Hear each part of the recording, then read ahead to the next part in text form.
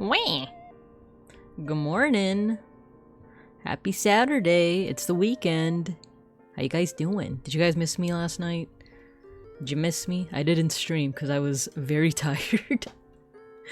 And I wasn't planning on streaming last night because I knew that it would be a long day. And it was a long day because I didn't get home till like almost 7. But how you guys doing? Hello, good morning. It's officially the weekend. We can chill a little bit. It's just a teensy bit though. Just a smidge. Just a smidge. She went to locals chat. Don't believe her. I've actually reporting in from locals. Isn't that crazy? Like you just hear people like in the background like doxing me. But hello, how you guys doing? Let's see who we got here and then we'll continue on. We got Saribot, Rock, we got Matthew, hello. First. And then Devin, I'm glad you are able to catch a little bit. I realized like as I was prepping for today's stream, I was like, oh, I'm kind of out of my depth here. Like I feel like we're not gonna get much in the way of like graffiti letters, but maybe just like the basics of the basics of the basics. And maybe we'll talk typography and stuff like that. Just cause like I'm a baby. I'm a little baby bear when it comes to graffiti and street art and stuff. It was only due to the generosity of Mega Bronson that I know anything about it. So we'll see what happens today. We'll see what happens. And then Folky, you got your sticker. Devin, you got your sticker too. Taz Boreal, hello. Harpsichord and Jory, hello. And Matthew, you also got your sticker. And oh, give me a second.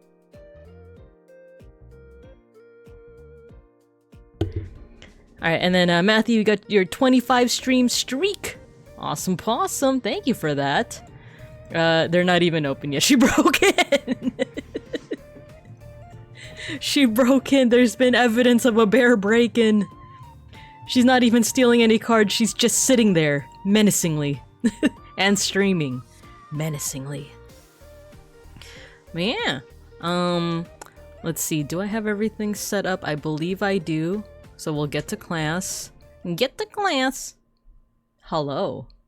Hello. Oh, you can see my microphone in the shot as well as my little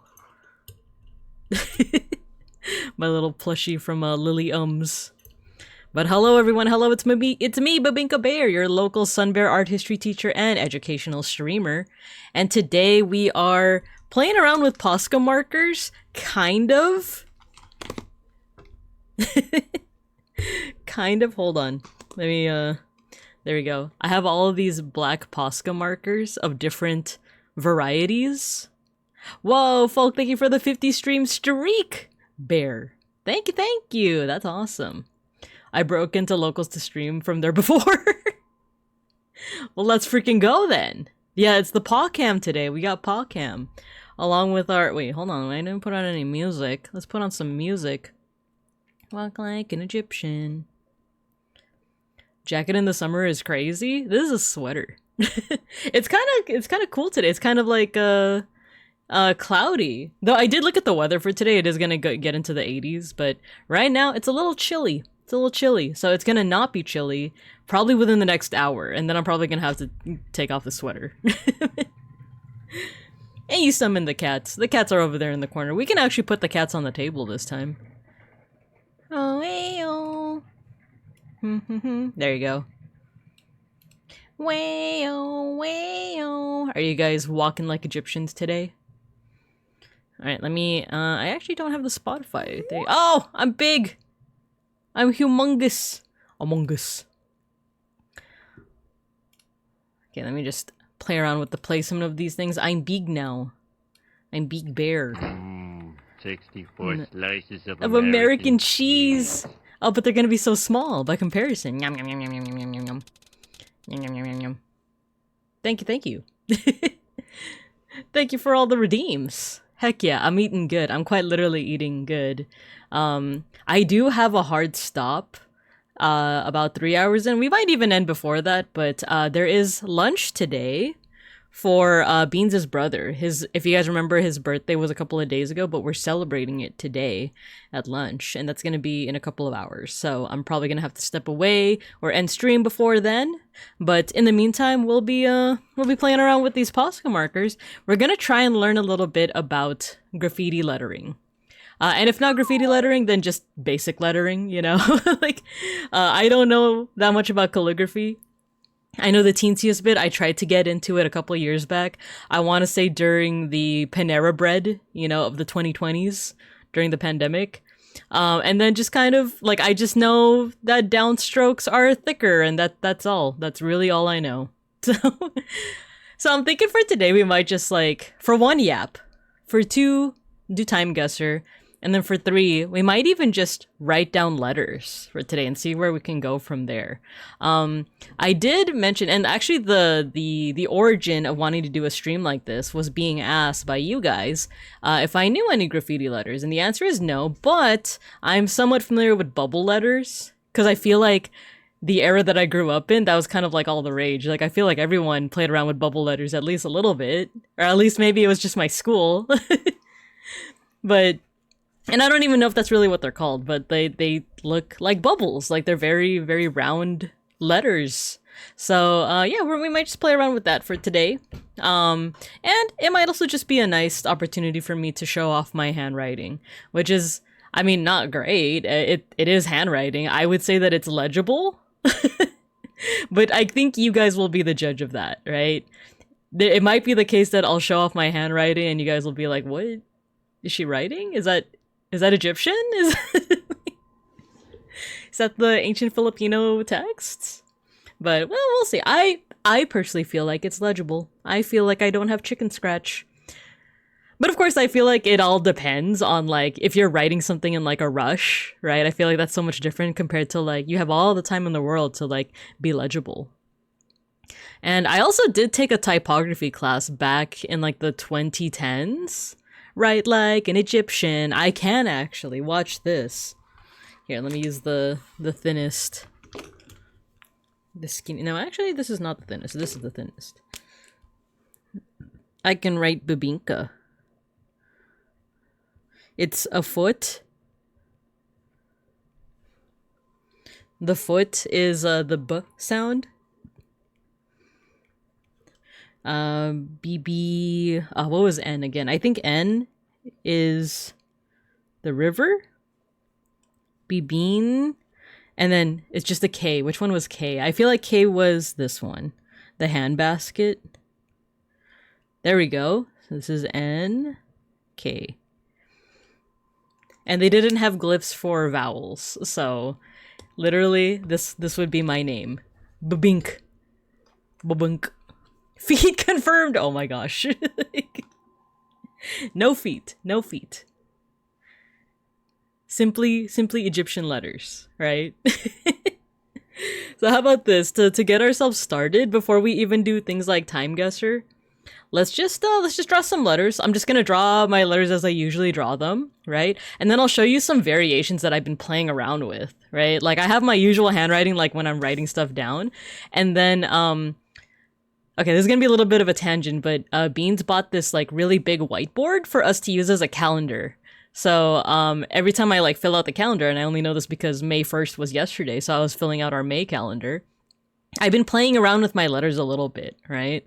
I've been trying to put a little bit more whimsy into them, just a teensy bit, right? Just a smidge of whimsy into it, which is basically just, like, changing around some of my letters and mixing up whether they're uppercase, lowercase. But I'll just show you what my handwriting looks like, and then we'll go from there. All right. Let me move my mic. We'll do it with, like, a slightly thicker brush too. Maybe this one? Because this is our thinnest one. This one is essentially the same as, like, a micron pen. You know, those, like, oh, I don't think I have any. Oh no, I do.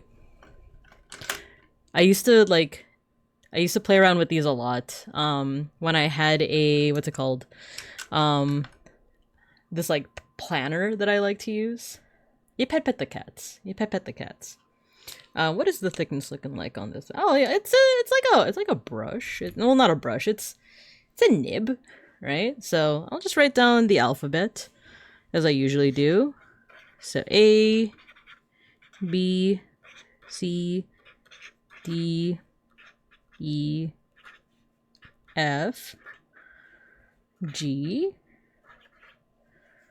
H, I, J, K, L M N. See, we're learning our alphabet today. We're learning our alphabet today. O P Q R S T U V W X Y. Actually, my Y's I draw a little different every time. Sometimes I do this number. Y Z. And I feel like I write Z so like not as often, so I don't remember if I always put the strike in the center over there, but I feel like there's nothing too strange about how I write my letters. I do know that, like, what was it, Gavis Bettel? He wrote his Y's like, it was like a way that was just like kind of baffling. It was like, what? Like, I think he does this, right? Where it's like a V and then you add an extra line.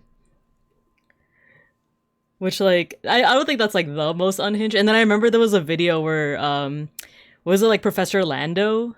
Where he was talking about like how people do their ends, right? Because I think some people do like this, right? Where it's like down and then like a V. And then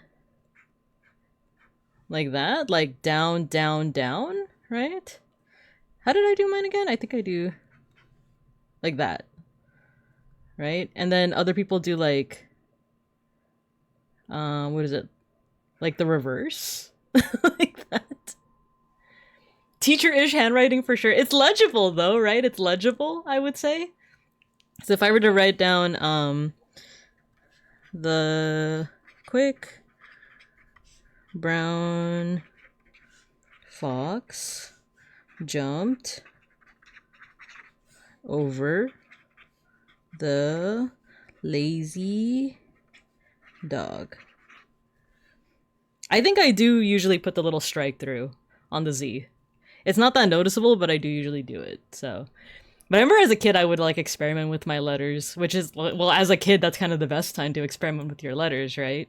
I think, like, in college, I tried to do the more, like, curly Y, and then after a while, I started doing more so, like, the more straight Y. And then there's also cursive. I remember, like, I was one of the first cubs in my class to learn cursive. This was, like, back in the first grade, right? So, let's see. Let me try doing it in cursive.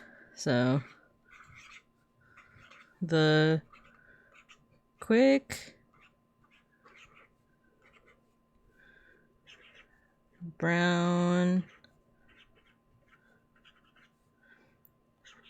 fox. I could never figure out how to do X's in cursive. I kind of just like you just do the X, right? Jumped over the lazy dog. All right, so that's my cursive. And then I do know that when I like very briefly dabbled in like calligraphy, all I learned, the main thing that I learned from that was just the downstroke is just thicker, right? I guess you can add like a little flair here. So like this, you keep, you know, regular, but then every single downstroke, you just thicken it. And that's how you can make it look a little bit more fancy, right?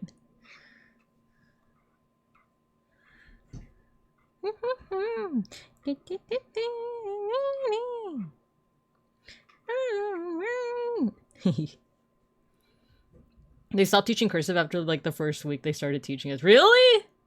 Dang. I mean, I've been seeing so much like conversation about it of like, oh, like for a while they stopped teaching cursive, but now like places are starting to try and teach them again. And well, I know like definitely the value of it is not just to like make your own signature, but also if you ever go into like history or anything like that, then you need to know how to read some of the documents that are written in cursive, right? And I remember hearing somewhere, I don't know if this was just like propaganda or if this was an actual like concern, but they're hiring people in certain like historical societies to effectively be like a translator. Like you just read cursive and you just write it down in like, well, not block printing, like regular non-cursive writing, or you type it. It's like, dang, we're literally losing the ancient texts. Quite literally. Let me just thicken up some of these downstrokes a little bit more. And I'll catch up on chat. I only remember enough cursive to get through a signature, and then cursive is like Latin, I guess. Like, well, if you're not going to something like history and you don't need to learn how to read cursive, I guess, yeah, the question is like, why would people need to know how to write cursive? I'm sure there's probably some kind of like neurological, like developmental thing that like cursive helps with. Especially with like just like writing period instead of typing, you know? Like you at least need to know how to write some of these letters. I mean, don't you? Like don't kids need to know how to write these letters? You can't depend on a typewriter or typewriter. What did I say? Typewriter. Can't depend on a keyboard forever. But also I remember, it's funny because I was watching a video of like how to get into like drawing graffiti letters. And the person was like, oh, just like in school when you learn your letters and then you learn how to write in cursive and then you learn how to make your signature. And I was like, I never learned how to make my signature. I kind of just like they taught me cursive and I kind of just like, I'm not gonna write my signature, but like I just wrote my name in cursive and that became my signature. But we never had a class where like the teacher was like, all right, you guys are gonna make your very own signature now.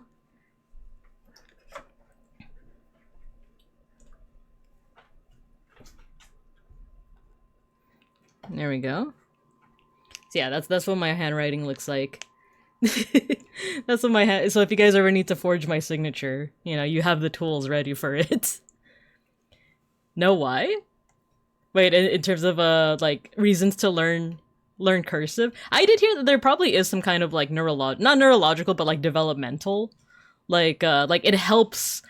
It's one of those like research studies that people always do, where it's like a signature shouldn't be in cursive. Having a standardized format to create what is essentially a password to your life is bad. I mean, is it just because like historically they've been in cursive? That's what I'm used to. Because it doesn't have a cool VTuber signature yet. I mean, I can make one up. I can make one up right now. Where if I just... Binka?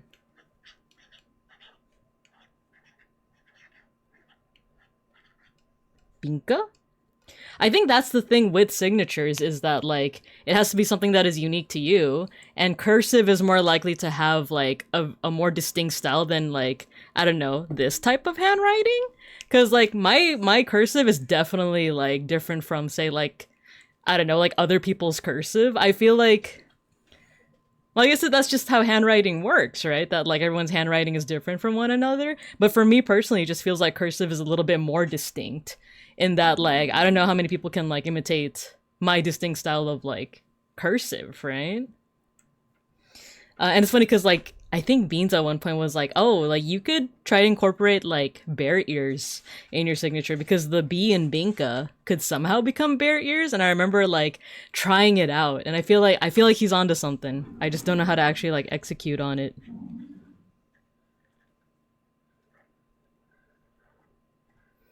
Because now I'm thinking about the question that Devin posed, because it's like, I'm just used to the idea of like signatures being in cursive. They feel a little bit more unique and harder to crack than like, say, if I just wrote my name in I'm actually forgetting the name for non-cursive handwriting. Everyone should be learning in many fonts. Catch me writing in Gothic Sans. That's one that I would like to learn. That's something that I would like to learn.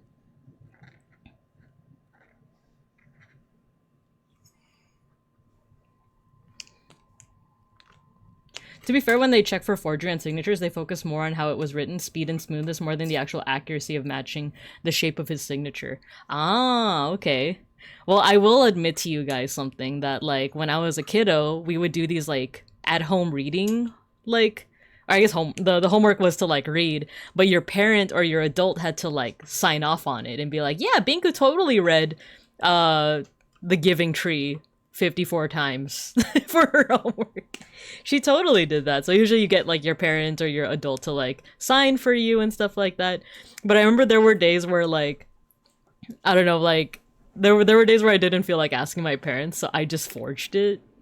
I don't know, would John Twitch be like, oh, she's admitting to forgery? But it's because like I remember my dad's signature was like really easy. Like if his name was like, I'll just make up one, Smokey the Bear, right? His signature was literally like an S and like a line, you know? And it was like fairly easy. And this is not me saying that you should be forging people's signatures, but I remember as a kid that was definitely something that I did. All kids forge signatures. That's what I heard. But you know, as a teacher, as an educator, I think I admitted before here to being really bad at forgery as a kid. I mean, the honesty, right? The honesty. So yeah, this is my handwriting. There are some ways that I've been trying to like change things up. Like for example, the way I write A is a pretty regular A, I would say, right? But oh, that rhymes. I've been experimenting with writing my A's like this. Like that. Like how often do you see like this style of A? Right? And then what else? Yeah, playing around with like how I write my Y's. Ding, ding, ding, ding. I tried to redo one when it didn't pass inspection from parents. That's how bad. Oh no. Yeah. But I do think that like, especially if you're in a pinch, I do think a lot of kids forge their parents' signatures where it's like, oh, you know, like your report card that didn't do so well, or your your reading assignment, or you know, maybe your parents were just busy, you know, maybe they didn't have time, or you forgot that the homework was due that day, right? Sometimes it's a little bit more innocent, right? Let's see. There's that A. What else have I been doing? GHIJK. I feel like it kind of varies with how I draw my eyes. I don't always do the like. Sometimes it really is just a line. But I think when it's like when you're using I as like the pronoun for like, oh, I bless you beans. Like I wrote this. Then yeah, I usually add those little other ones. But if it's just like really quickly or the beginning of like, I don't know, a name like Ingrid or something like that, I feel like usually I don't. Bless beans. Chad is saying bless you. Thank you. Most of the time I wasn't trying to hide anything. I just forgot to get the signature. Exactly. Sometimes you just forget, right? Sometimes you're forgore. I do remember in middle school, because I was such a like, you know, like star student in elementary, I started falling behind in middle school and I wasn't used to that. So I remember I got my first like report card that I had to take home to my parents, which like, what a time, right? What a time where like you had to take home the report card to your parents. Like you saw it first and then you had the dread of showing it to your parents or to your adults. Nowadays, I guess, do they send it directly to the parents via like email or something? Because I just remember like, oh wait, you know what? I think it was report cards were mailed home. Report cards were mailed home, but progress reports, which was kind of like, oh, this is how they're doing, you know, like in the interim, right? I think that one was given to the students for them to give to their parents. Because I do remember like all of us were dreading like, you know, student pickup, where it was like, oh no, I have to show my parents that I got like a D in English or like a D in history and stuff like that. Peck school, hello. We're talking about the horrors of middle school. Yeah, I want to say that, yay, thank you for the lurk. Email assumes parents have an email and check it. That too. That's the thing is, like, I didn't grow up with like, I guess, yeah, I feel like I didn't really grow up with email up until, like, college, if I'm thinking about it. I remember, like, email was a thing. It's just that, like, I wasn't checking my email up until, like, college. Now that I think about it. So, like, I don't think my parents were really using it either. But nowadays, my mom is, like, super involved in, like, my little sister's, like, studies and stuff. So, like, I think... Because they have things like Schoology and, like, these, like, online platforms. Google Class or whatever the heck, you know? Whereas back in my day, I had to walk 600 miles and walk 1,000 more just to get to school. No, but I do remember, like, yeah, I think the report cards were mailed. That way you didn't have any risk of the kid being like, oh, I just didn't get it. You know, I just didn't get it. But progress reports, we were sent home with them, and we had to get our parents' signature to show that they had, like, seen it. Yeah, and then we, like, gave it back to, like, our homeroom teacher or something like that. And I just remember, like, at student pickup, like, we were all waiting for our parents, and all of us are like, oh, my parents are gonna freaking McEnd me! They're gonna krill me! And stuff like that. I remember there was, I don't know why this is such a very specific memory, but there was someone in, like, our little area, like, area of, like, the student pickup zone, where there was a kid that was, like, lamenting how his parents were gonna, like, McEnd him because of his report card. And he was just, like, lamenting it, like, out loud and stuff. And then finally another student was like, oh my gosh, can you shut up? Can you, like... Can you be quiet? Like, all of us are here lamenting, but you are the loudest. I don't know why that's just such a, like... it's a memory that, like, stands out, right? My high school required us to have emails for stuff, but I had a Hotmail account set up from my mom as a kid, and it was flagged by the school servers because of the word hot? Dang. So I couldn't access it during school. Eventually they brought our whole class into the library and made us all have a Gmail if we didn't have one. Oh, wow. Yeah, I don't think I had anything like that. Maybe, like, there was some kind of email system that was set up, but I just didn't check it. Because I just don't remember using email up until, like, college. And specifically in college, I just remember that it was, like, community college because someone was like, oh, can you email me the notes for this class I missed? And I was like, I could also just show you right now, like, the notes, right? Just die, bozo. Remember when there was more than one email site? Yeah, like Yahoo. I had an AIM email. And I didn't even use AIM that much. Like, I remember kids in my, like, oh my god, this is how much of a, like, Asian, like, stereotypically, like, Asian kid I was in. In my orchestra class in middle school, I remember kids being like, oh my gosh, Binka, did you see, Bearson's, AIM status? And I'm like, they're what? Like, they're what? You know, their AIM status. And I'm like, no. I didn't. Oh my god, Binka, it was so funny. You still have your Yahoo email? I still use some of my old emails for spam. I still get, like, some pretty old emails of, like, oh yeah, you signed up for, 23andMe, so now we have access to your DNA, so, you know, good luck when you get cloned and stuff. But I still get, like, emails from those things, like, but through my, like, old emails. It's telling how old you are, because, I call it AIM. I think, yeah, my generation or, like, my cohort of people called it AIM. Yeah, Yahoo, AIM, Rocket Mail, Juno. I remember at one point in, like, the 2010s, there was, like, love.com or something like that, which just sounds like a romance, like, you know, like, find your true love, like, kind of site. But I remember, like, people were like, oh, did you guys hear about love.com? Quickly, it's a new site, so, like, you know, get your email so that you can have a cute little email, like, I don't know, Binka at love.com. It's, like, so new that people are like, you can get really common names like bear at love.com or something like that. But yeah, I think I had a Yahoo for like instant messaging. I had AIM for instant messaging. But I only used them like I said, like during college.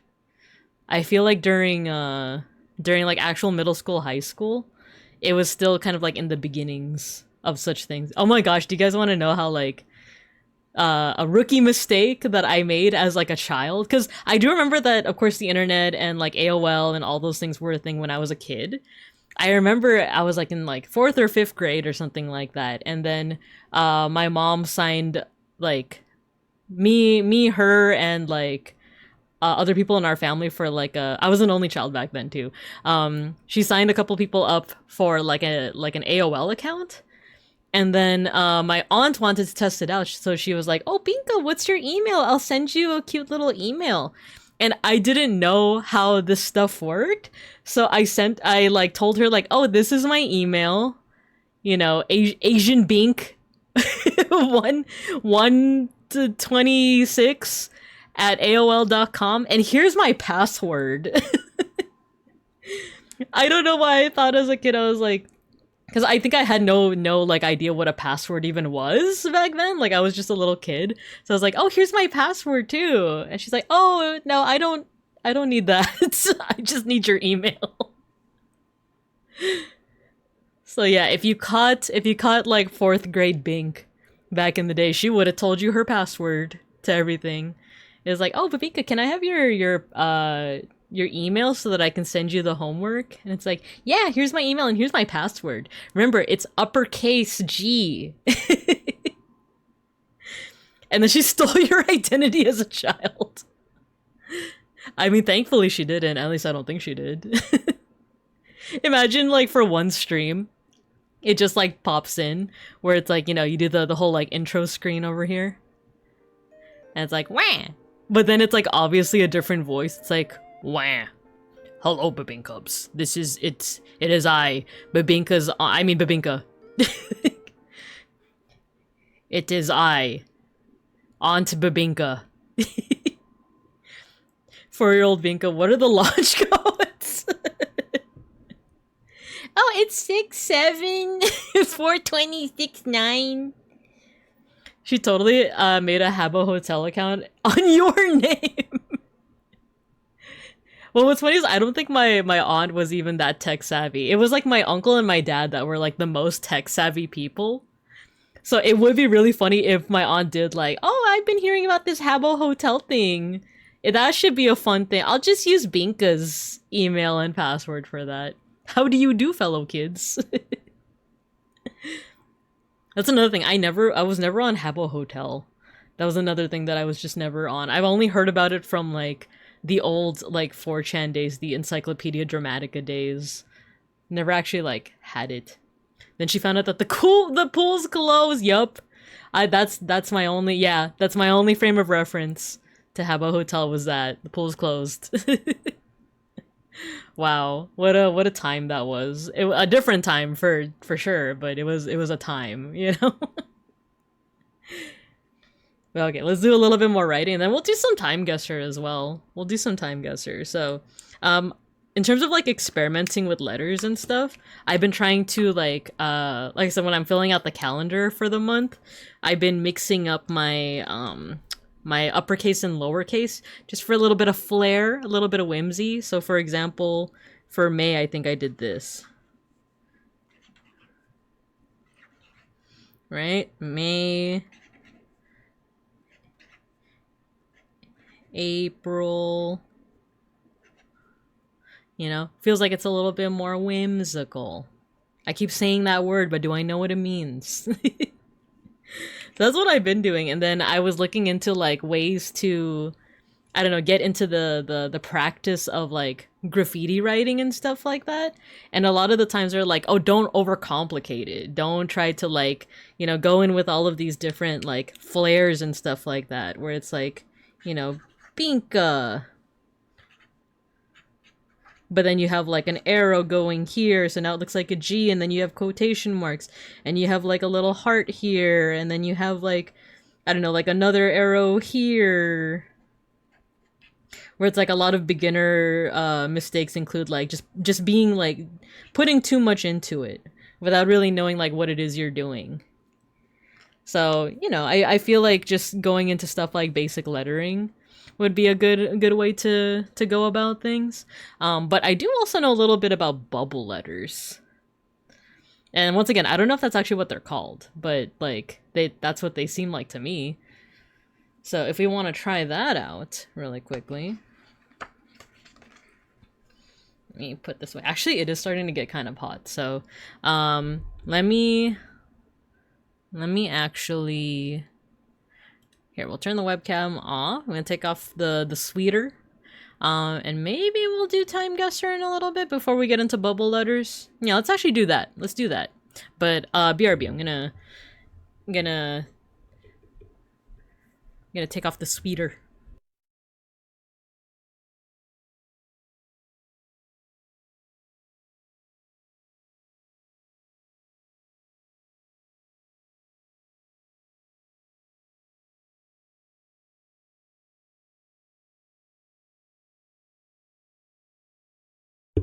it do be summer. That's what I'm saying. It's already feeling like summer, right? And because the school year is ending, my brain is already kind of like in summer mode.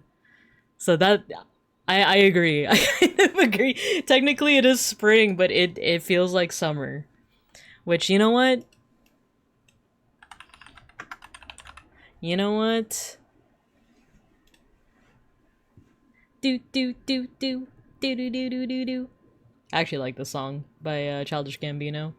Spring skipped, right? Right? I mean, in like what, end of February? Like February 28th, it was like 90 degrees. It kind of does feel like summer was just spring was just skipped, right? But I was actually looking at my my weather app, and it is still going to be a little bit cool within the next few days, and then afterwards it's going to get back into like the 80s and 90s. Actually, let me look it up. I feel like summer. Yeah, it's gonna be pretty cool, and then it's gonna go back up into the 80s by the end of this week and next week. In the heat. All we got is summer and not summer in Southern California. No, for real, for real. It's very similar to like the Philippines, where like you got like wet season and hot season. Both seasons are hot.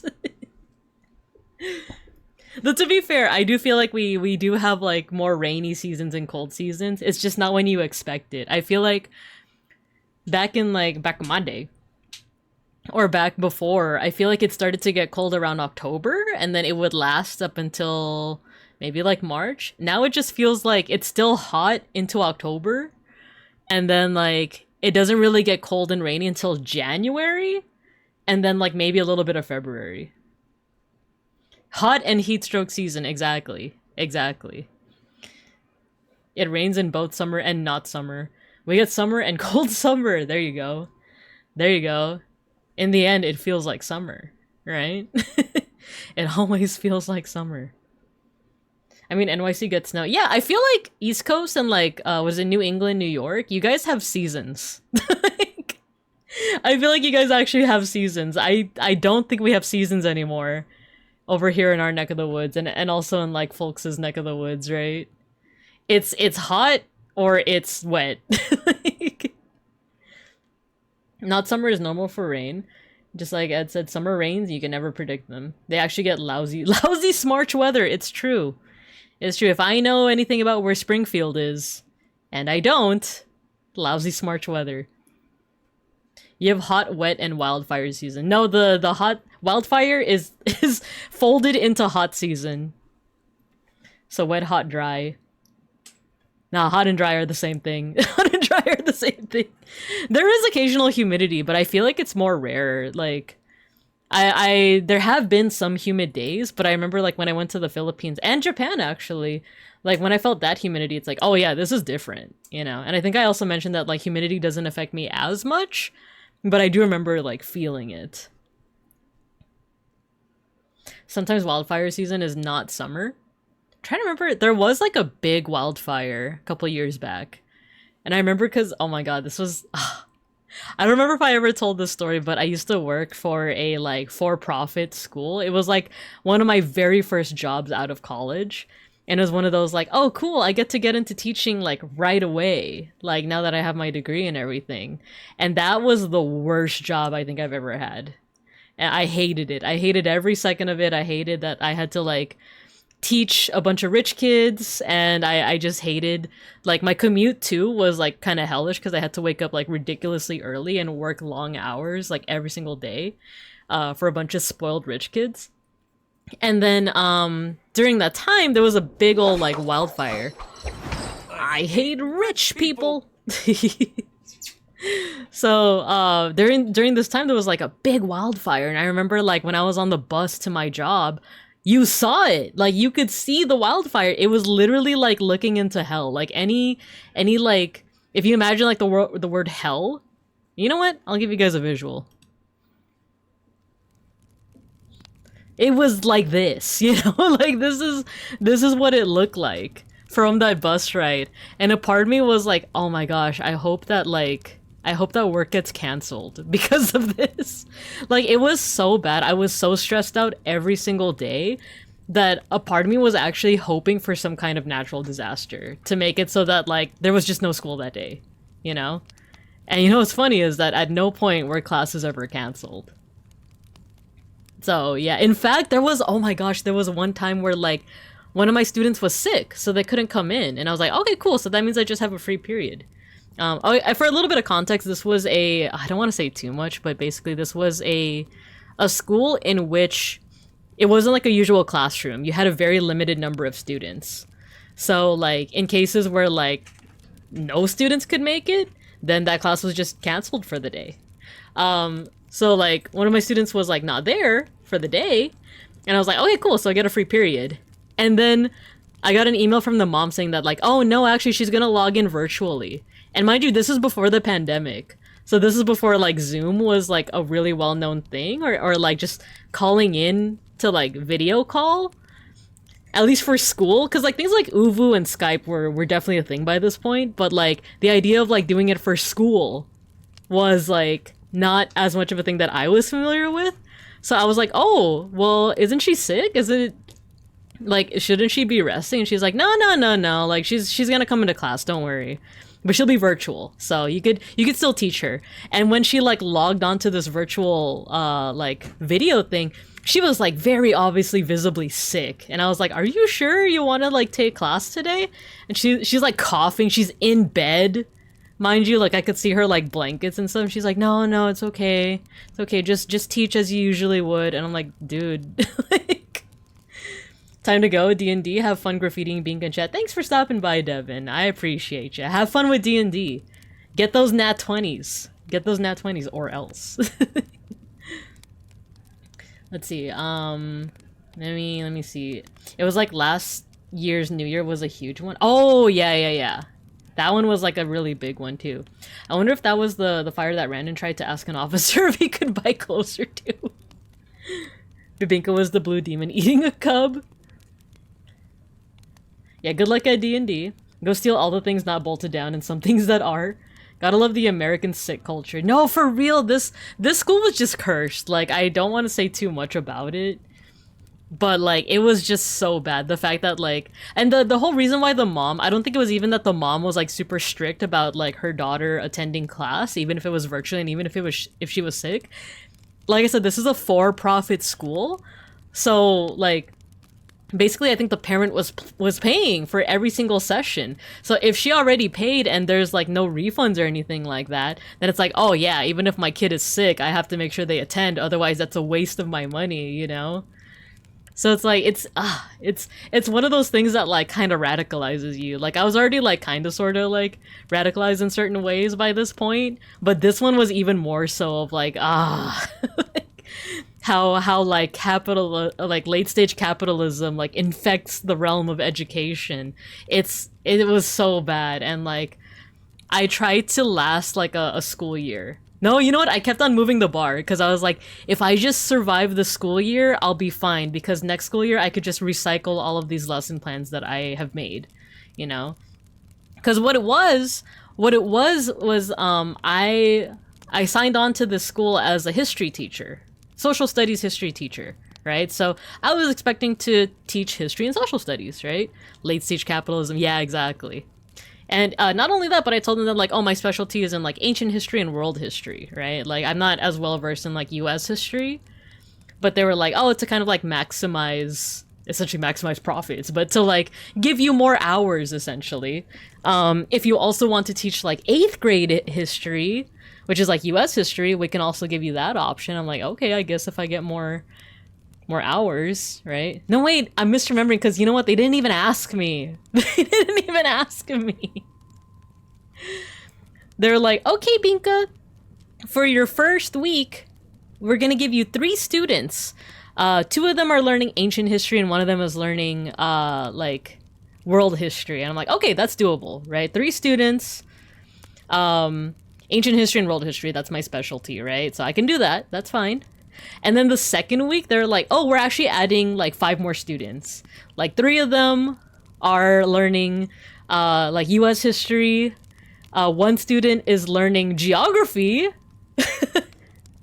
And another student is learning literature. And I was like, oh, I'm not a literature. I don't teach literature though. I don't know anything about literature. And it's like, yeah, but your degree is in like humanities and history, right? And I'm like, no, my degree's in history. Like, it's like, yeah, but like most humanities students usually know like literature. Like you had to read to get that degree, right? It's like, yeah, but that's not like the same thing. Like I can't teach literature. I don't have a degree in like English or like any kind of like lit studies or anything like that. They just had this assumption of like, oh, if you have a degree in humanities, you can teach literature. And then what's weird is they also did like on the flip side, if you came in to be a science teacher, then they also assume that you can teach math. And that's what they did. If you signed on as a science teacher, you also had to teach math. Generic liberal arts degree, just wing it, you know? You had to read. Yeah, like every week they would add on more and more students, which meant more pay for me, but it also meant I had to lesson plan for each one of these students, right?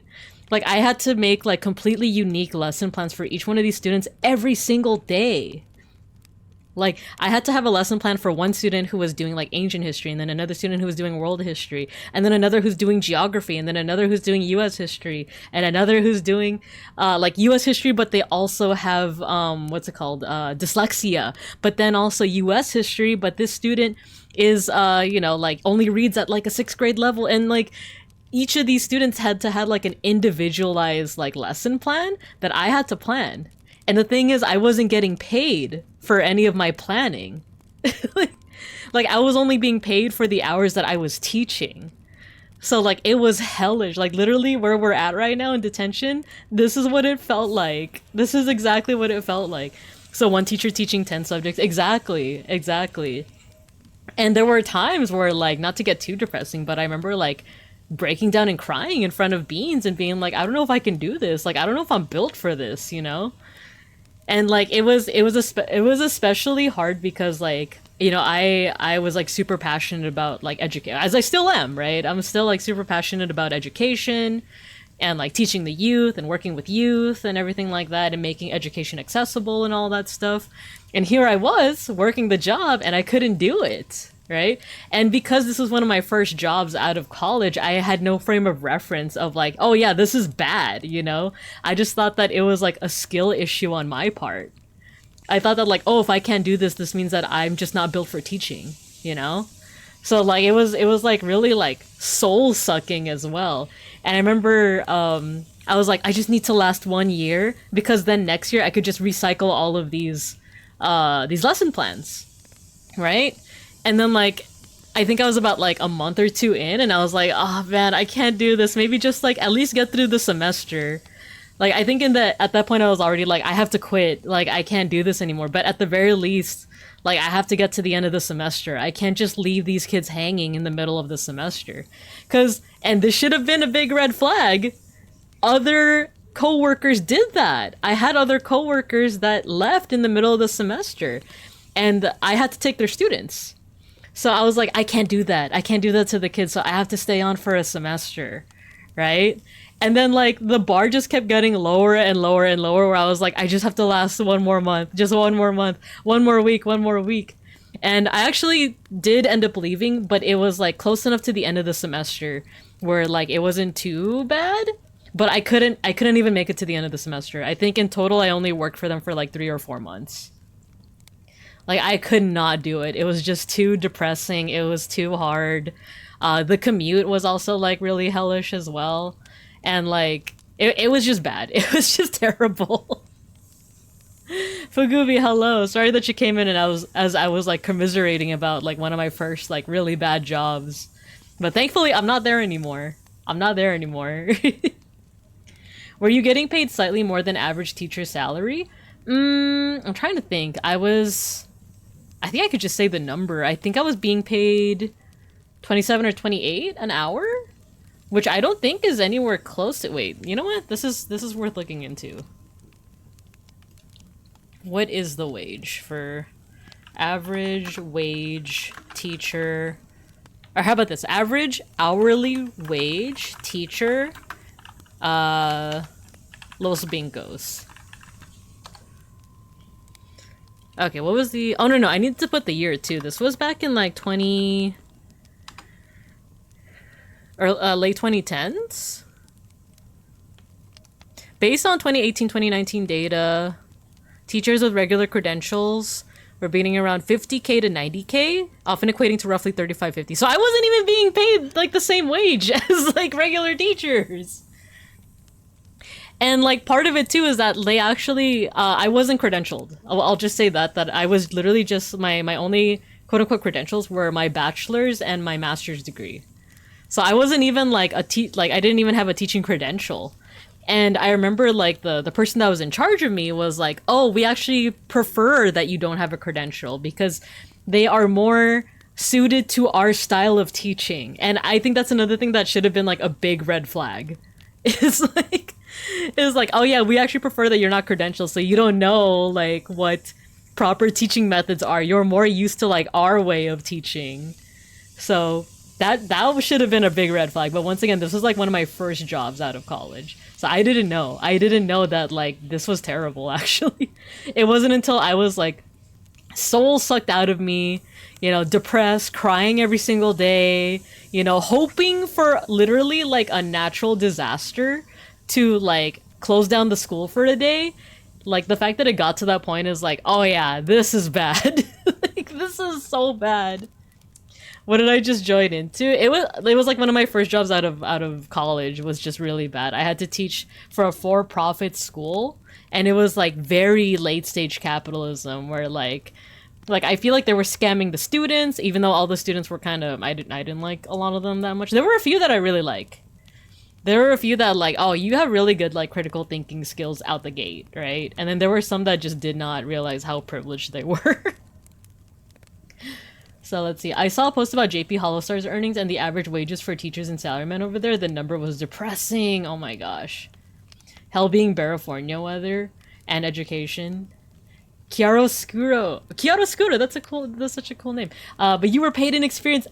Oh my gosh, yeah, exactly. Like that's what they would say too. Is like, you're being paid in the experience of it, right? More gullible. Exactly. It's like, oh, we prefer you're not credentialed so that, you know, you're more pliable. You're more like more likely to adopt our way of teaching. And it's like, yeah, you wanted people that are more gullible, basically, because they were getting fresh graduates. That was like the main thing, is that a lot of my coworkers were also like fresh graduates.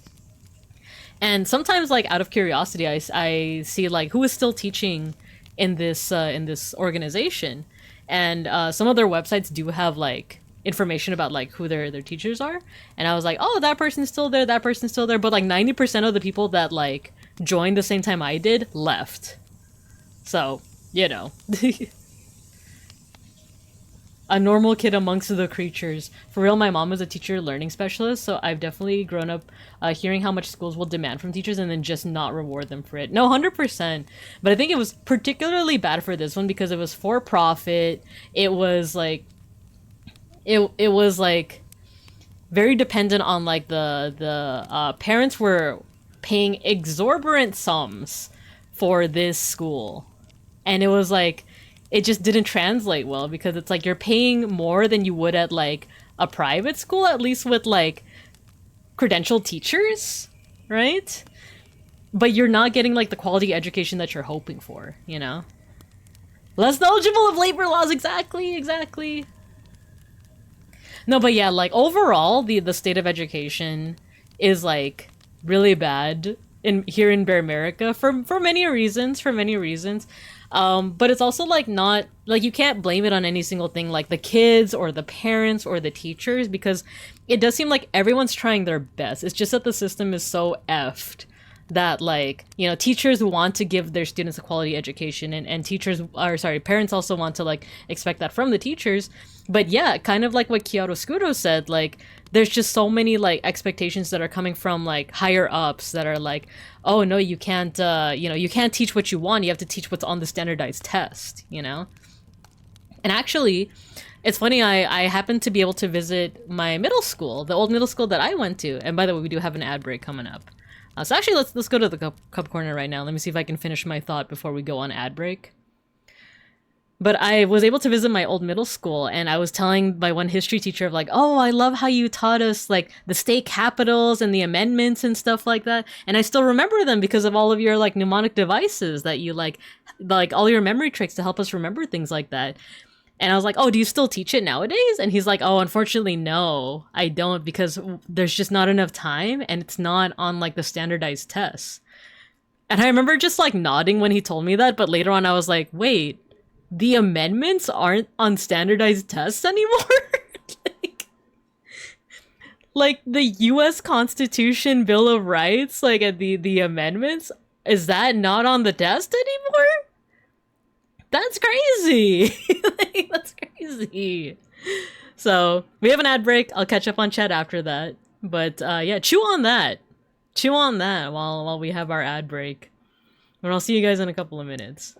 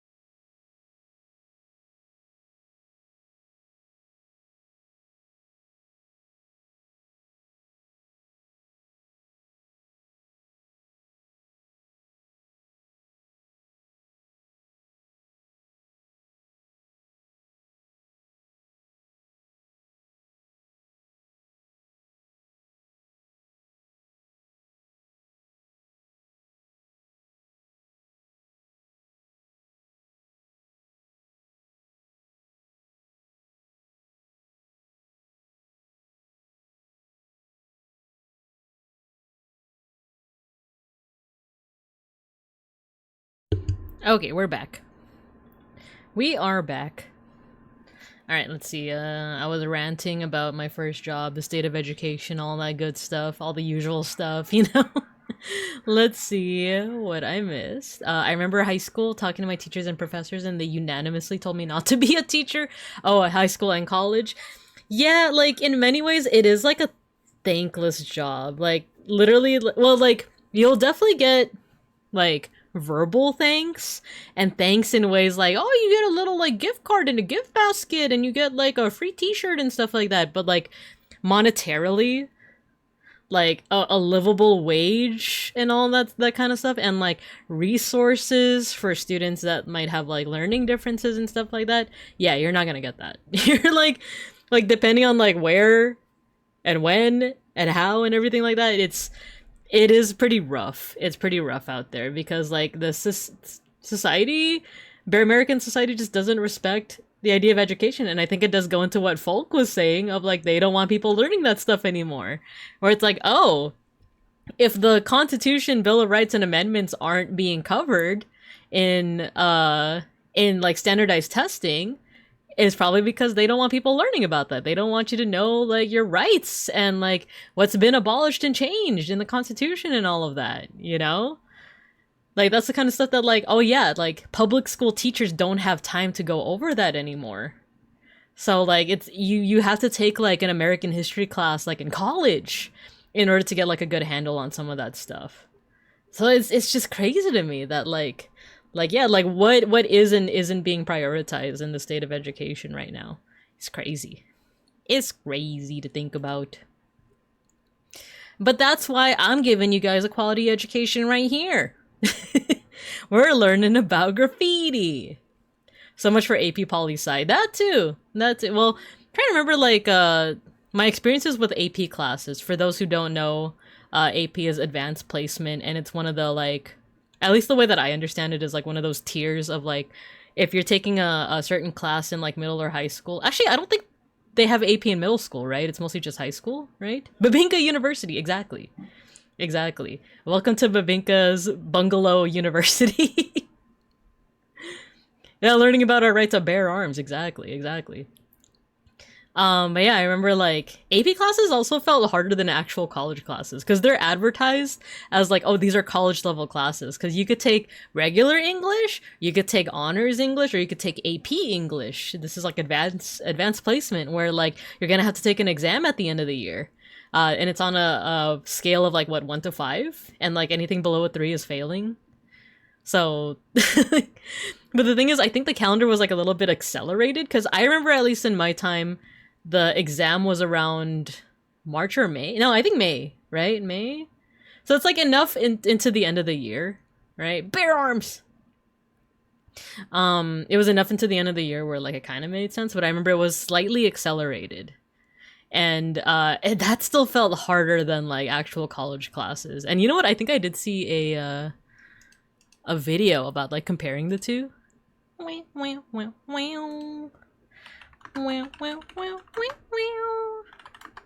Versus college classes. Here you go.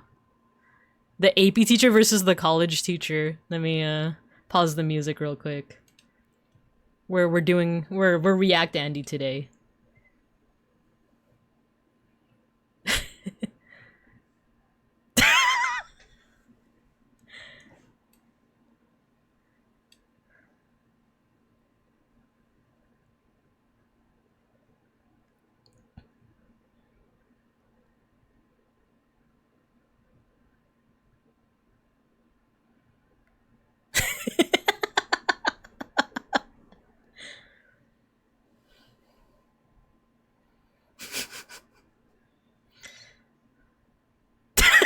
Oh my gosh. This is too accurate. This is too accurate.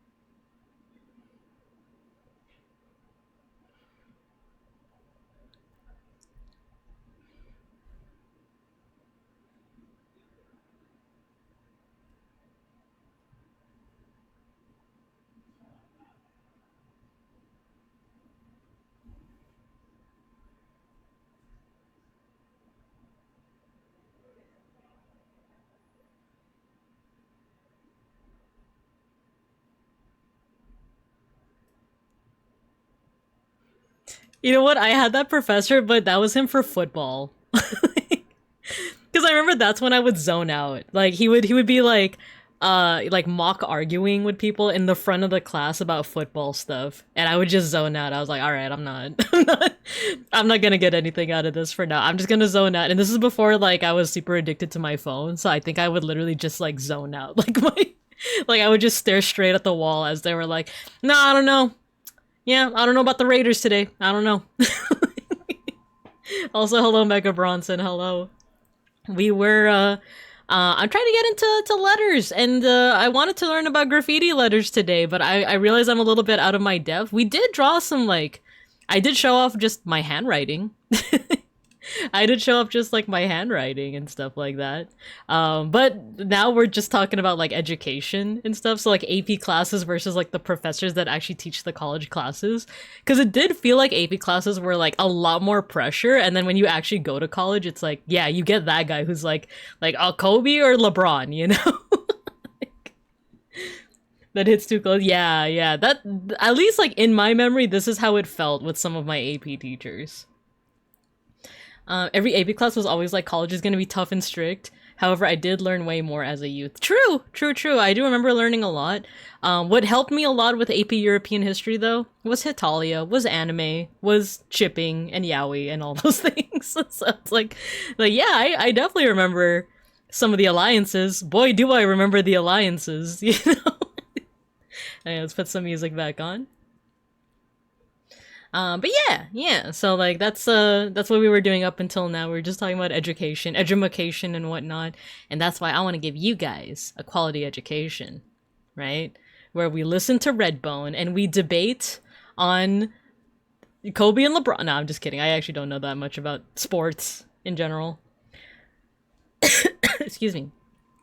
Lettering is how everyone starts. Take how you make whatever letter. It's just give it whatever characteristics you like. Yeah, so it's funny. I wanted to like DM you on this as well. On like I do want to get into this. And then as I was doing the like as I was watching some videos before stream started, I was like, oh, I feel like I'm out of my depth, you know. But a lot of the videos were saying like start simple, right? Like start simple. Like for example, this is just like what my regular handwriting looks like. I've been playing around with it lately, not for graffiti, but just for like, Beans bought like a big whiteboard in our room for us to use as a calendar. So I've just been writing down like, you know, like dates and months and stuff like that, and I was like having fun with it. And then I was also like playing around with bubble letters. Actually, do I have my notepad here? Let's see. The start of Calligraphy Bear. Yeah, that would be the hope. Kind of like an offshoot of like what Almontes does, where he does like really refined gothic lettering, like calligraphy. And it'd be cool if I were able to do that, but with like graffiti style, bubble letters, stuff like that. All right, let me just check this page to see if my experimentations. Here you go. This was like my experimentations. Ignore the thing that looks like a burger. That is actually a Maya glyph. I was testing out some stamps earlier. Illuminated graffiti art would be so cool. But yeah, I was like experimenting with it, and then like as you can see on some lines I kind of gave up halfway through because I feel like I was like doing too much. And I was like, I'm just gonna write the letters, you know, I'm just gonna write letters how I normally would, you know? And then like the bubble letters and stuff that I actually did have fun like playing around with these. So that might be what we do now, is just play around with like bubble letters. What is the glyph for burger? I actually wouldn't know the glyph for burger, but this is actually the glyph for book. And it's pronounced hun or hun. I was actually inspired by, medieval letters, where it was the first letter, so I would take one letter, 3D it, give it texture, shadows, patterns. Yeah, it seems like there isn't a strict, you know, like this is how you do graffiti art, which is like what I appreciate. And it goes a lot into what we were talking about too in our collab, right? Of like street art is kind of like art of the people, of like the masses, where like there isn't necessarily like one specific way, but I also feel like a lot of it is like almost like oral history in a way, where like, yeah, some of it is going to be documented, written down, taken photographs of, but a lot of this might also be passed down, not necessarily like from like father to son or like parent to child, but like maybe older sibling, or even just like an older person in like your community teaching like someone else like how to do it, right? But then I was also seeing videos of like, oh, there's like different ways you can go into it, but just a lot of the tips were like, don't overcomplicate it. Don't like, I think this was my example of like, you know, like, oh, don't try to do too much at once, where it's like, oh, like quotation marks and a heart and like, you know, like thickness and arrows and all of these things. And that's why I kind of wanted to do with this is like, oh, just start simple, like draw your letters, go from there. I might want to, like I said, playing around with like the bubble letters was really fun. So I might do that right now. And yeah, if you're down for, there are a couple other like collabs that I want to plan, but an idea if I wanted to like kind of go even more with like the graffiti lettering and stuff like that is Mega Bronson. Not to put you on the spot, and you can definitely say no, or you can answer in DMs if anything, but are you familiar with Magma Board? It is it's a site where you can multiple people can draw on the same canvas. And the only thing is, like, I don't know if you have any kind of like tablet or anything to like draw like with your with your hand like this. If you don't, then you would have to like draw with your mouse essentially, you know. So like that could be an idea for the two of us. There are a couple, like I said, there are a couple other folks that have been hitting me up for collabs. I'm like, ooh, I should answer them. But if you're down, that's something that we could do. I'll leave it up to you. My tags had wings and a halo, and it was because back then I had long hair and a headband. Let's freaking go. You're down? Heck yeah. Oh, Beans just got me some water, so let me actually take a sip.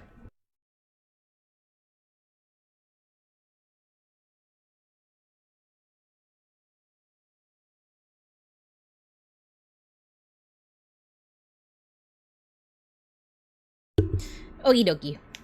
Okie dokie. So, now that I'm slightly a little bit more hydrated, let's go ahead and play around with some letters. I've mostly been trying bubble letters with lowercase letters, but maybe we can try uppercase this time. And this is one of those things where I said that I only like vaguely know it because I remember like people in like high school would like have these letters and they just seemed really cool to play around with, right? I do like them being nice and round. So A, right? That's how I want to play around with letter A. Is this Kendrick? Oh, it is. And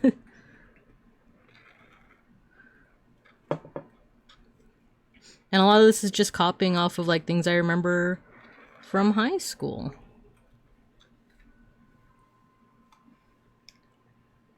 If not, I'm okay with oh wait, I have a very old iPad mini, but I don't know if it'll do what I need.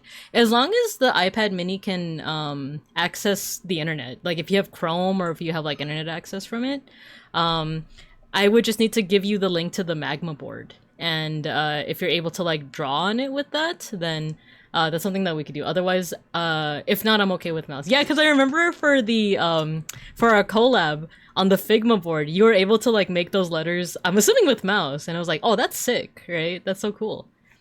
Gold leafing kits aren't actually expensive, but I've never written anything I felt worth illuminating. Ah, well maybe we can change that. Maybe we can change that. It's funny, I forgot like what was the context, but I was helping out at a school site yesterday and we were talking about like eating gold. I don't remember what the context was. Like, I don't remember what the context was, but I was telling these kids that like technically you can eat gold. It's just that it provides no nutritional value. And they started talking about how like, oh yeah, there's like steaks where like they put like gold what's it called, like gold leaf on it. And it's like, yeah, it is edible. You're not gonna die from doing it. At least I don't think you're gonna die if you eat like a lot of it. But it just doesn't provide any nutritional value. Like it's neutral in that way. And then a student said that like, oh yeah, but like if you buy that steak, you're paying more than if you were to just like buy your own gold leaf kits and just do it yourself. And I was like, that's a really good like observation actually. That's I don't know, like I don't know why I wasn't exactly expecting like a middle schooler to, oh, are we out of, I'm gonna shake these up a little bit. I can't say I expected that from a youngin'. From a middle schooler.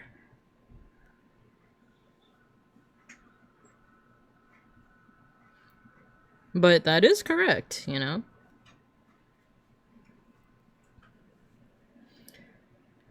Same with bookbinding, but I also hate hand sewing. I was funny because that's the only way I know how to sew. I know I shared this story last time, but it's like my mom did not let me use the sewing machine, so I only know hand stitching. But I would imagine for something that's not fabric like bookbinding, that probably is a little bit more strain on the hands, right?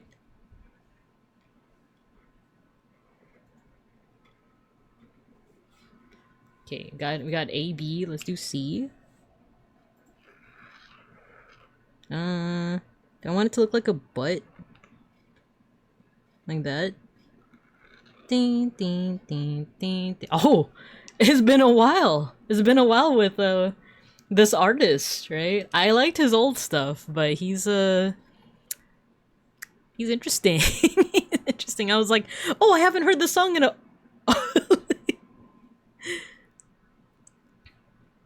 Here, we'll bring it back to the 80s.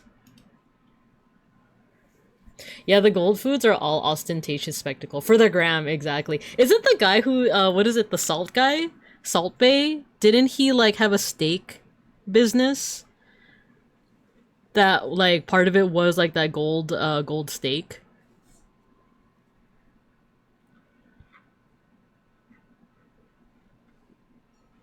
And then, like, later on, I found out from, like, my YouTube algorithm that he tried to kind of, like, he's, like, kind of an attention seeker, right? Yeah, Salt Bay, right?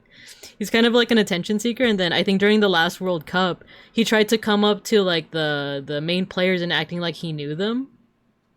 And it just came off as, like, really annoying.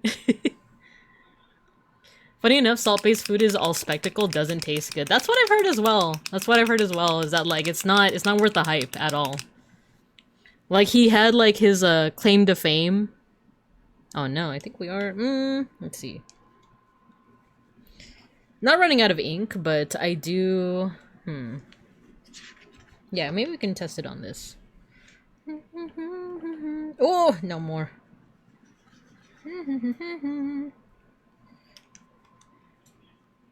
I was testing it out on this page where I was testing out stamps and stuff. It's a little too much pigment, so let me get a napkin. Watch out, boy, she'll chew me on. She's a man-eater.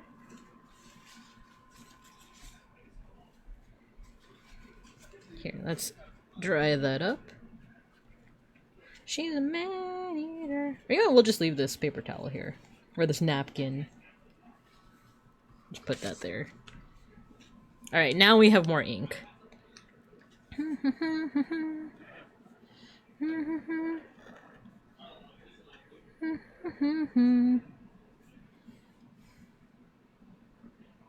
Yeah, I think what I'm trying to do too with like trying to learn stuff like graffiti, calligraphy and stuff like that, or graffiti like lettering, is just not overthinking it. Because I keep thinking about how when Devin had asked me like, oh, do you know graffiti lettering? And I'm like, oh, not really, I just know bubble letters. And I think Mega Bronson was like, you're overthinking it. You're overthinking it.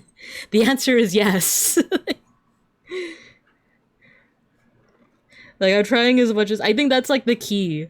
In the immortal words of, what is it? Oh my god, why am I, DJ Khaled, you know? The key is to not overthink it. But also the key is to not get lost. Let's see, D, let's do E, A, B, C, D, E. How do I want to do this? I don't know if I like that, but we'll keep going with it. The key is to not get lost. Me and Beans, like, we watched like a collection of some like DJ Khaled videos not too long ago, and there was one where he like was on a jet ski and like rode out into the ocean and got lost at night. And I just remember him saying like the key is to not get lost. I don't know if I like how this came out. Maybe like wider on top or something like that. Chew you up. He's a man-eater.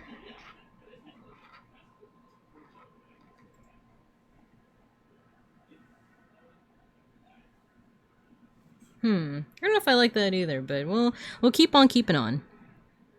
One thing with like how I draw my Fs is like it's very loopy. Let me see if how I can translate that into like a bubble letter. So something like this, maybe?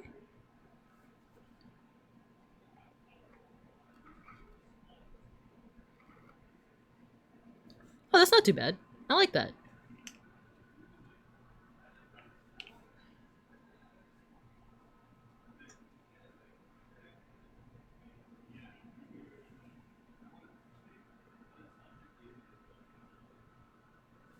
There we go. F, A, B, C, D, E, F, G.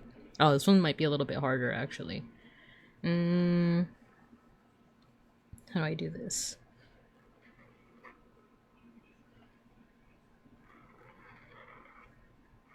Maybe something like that? We still have, like, the part of the G that, like, comes up.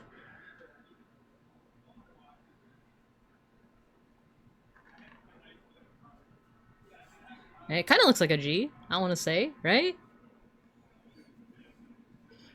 And then this G.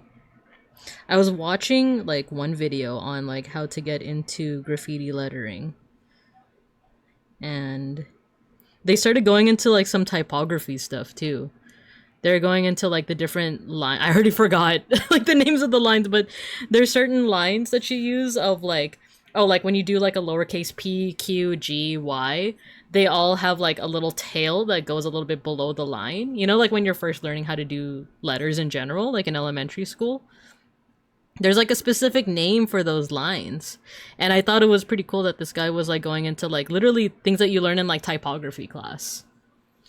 Which, like I mentioned before, I did take a typography class back in, like, the 2010s, and it was back when I was, like, trying to major in graphic design. It was one of the prerequisites was typography. And I just remember, like, I personally found the class, like, boring, but I feel like it was because of my professor. And it's funny because me and my little brother, we both took this professor at vastly different times. Like, I took his class in, like, the early 2010s? I want to say, like, yeah, like, very early 2010s, and then I think he either took him late 2010s or, like, early 2020s. And he was like, oh, he's, like, one of my favorite professors. And I was like, really? Like, he like, I feel like he barely did anything, like, during my class. Like, I feel like 90% of, like, my typography class was just, like, he gave us, like, a prompt and then, like, basically, like, effed off for the rest of the class, you know? Like, whenever I needed help, I could not find him. He wasn't even in the room anymore. And it was, like... And I get that that's just, like, studio time. It was like, oh, you get a prompt and then you get, like, studio time to, like, work on it. But it felt like I didn't see him after that. And I feel like a lot of it was just, like, almost, like, self-teaching, you know? Instead of, like, him teaching us the like, concepts, showing us examples, and then giving us an assignment and a prompt. It felt more so like he just skipped the content part. He just went to the, like, oh, like, here's an assignment, teach yourself. But according to my brother, he was like, oh yeah, he was my favorite, you know? Like, he didn't go into detail on, like, why it was his favorite. So I don't know if, like, he was actually, like, doing more teaching for that class that my brother took, or, like... Or maybe my brother liked the fact that it was pretty hands-off. I don't know, actually. But yeah, I took a typography class. I actually don't know if I... Let me see if I still have some of the files from that. I don't think I would show it on stream because I think it would have my name on it, but... I mean, let me just check it out. Let's check it out.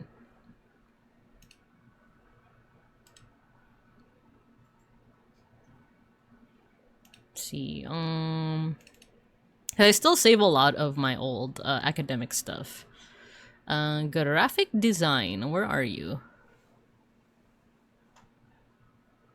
I think I lumped it under studio art. I do. I have one project that I did for this class, and it was... I don't think my name's on it. So technically, I think I could show it to you guys, but... I don't know if I want to risk it. I don't know if I want to risk it. the prompt for this one was he was gonna give us a font, like a random font, and a random word. So we had to make a design that included like the font itself. In my case, it was Futura, but then it had to like the design had to reflect the word that we were given. So for example, like my font was Futura and my word was capricious. And capricious means to let's see. Fanciful or witty. Wait, I even wrote it down here. Impulsive, seemingly unmotivated notion or action, unpredictable or sudden condition or change. So the way that I tried to reflect that in my design was to have just like random letters floating around, and then sometimes they were like bold, but sometimes they weren't. And like sometimes they were like a random letter, sometimes they were backwards. So there was just like seemingly random changes.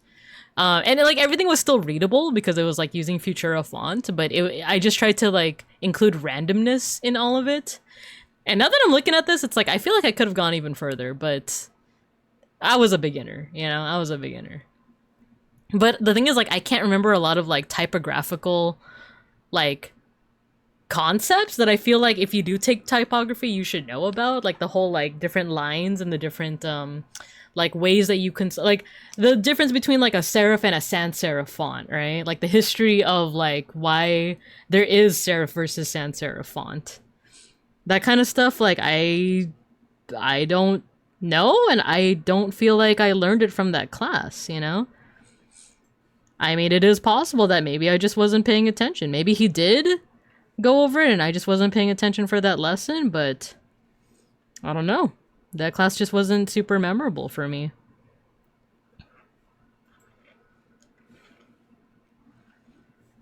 There we go. So A, B, C, D, E, F, G, H, I.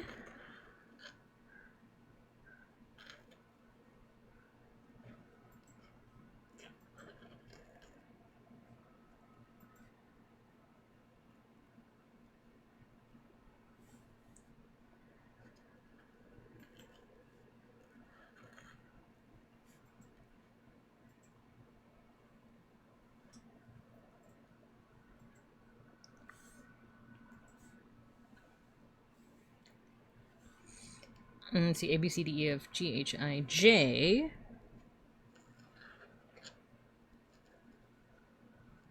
When I was doing the H, I was very tempted to do like an amogus.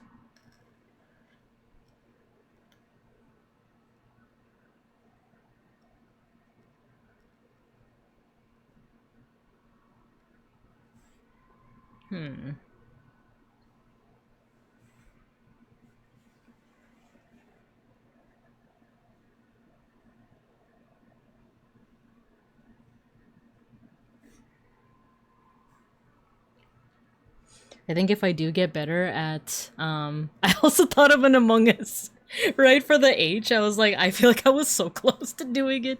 Actually, this, right? The A kind of looks like it could be an Among Us. Among Us. How do I want to do the lowercase j? And another thing is like, do I want this empty space in between like the dot and the actual letter itself? Let's play around with it. Play around with it a little bit.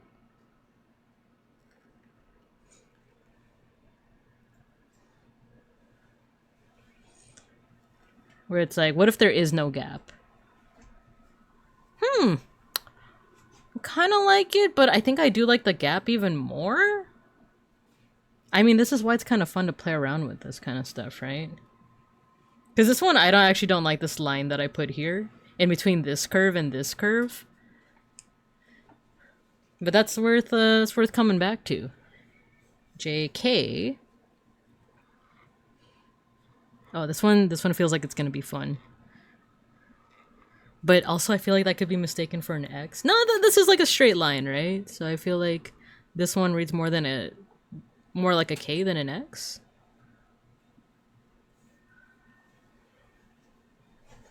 Okay.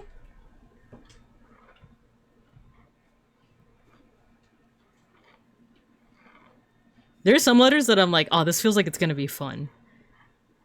And then there's some letters where I'm like, I don't know if I'm gonna like this. Like I and H, I was kind of like, but K feels fun.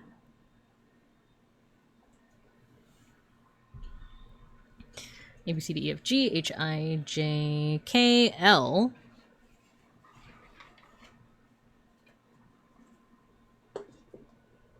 Physical. I wanna get physical. Physical.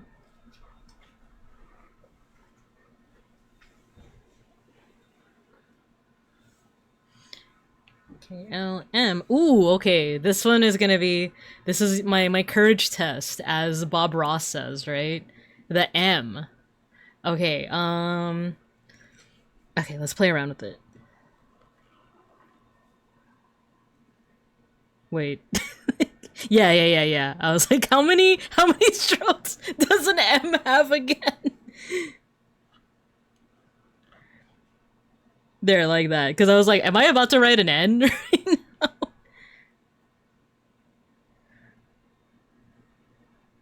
It's like those questions where it's like, it's so regular and like normalized that you forget. Okay, so I'm gonna reference that one Gwen Stefani song. The BANANAS. How many nas are actually in banana? When you're spelling it out, Banana.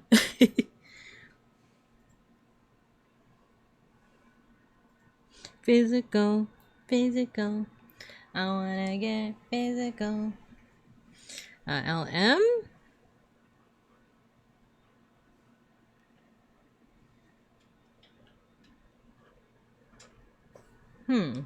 That looks more like a W. Actually, no, these little bumps here, right? Could read more as like a lowercase m.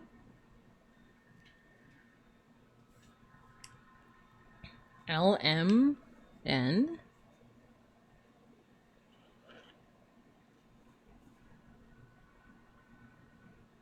Okay, how do I do this? Ah, that's like more like an H. What if I exaggerate this curve here?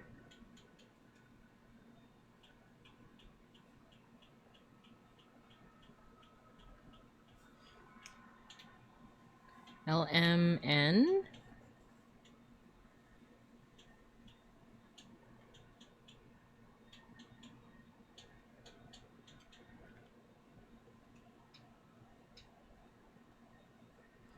Yeah, I'm not so sure about the lowercase n. Now it looks like a reverse n, or like a U. It looks more like a U, so maybe that's another one to come back to. How about this? I'll star the ones that I kind of want to come back to. Or like, I'll do this. Star there, star there, star there. Let's come back to this one. Maybe the lowercase m as well. Let's workshop that one. Let's get physical. Okay, KLMNO. There's like a little bit of streakiness in here now because of just the way that the felt tip is.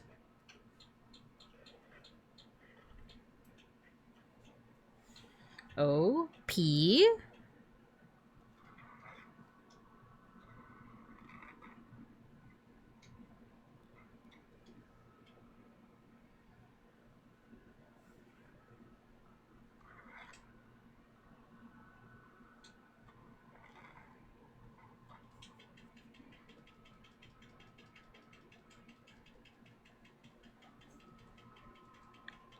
I'm in OP, Q. Oh, how do you do Q?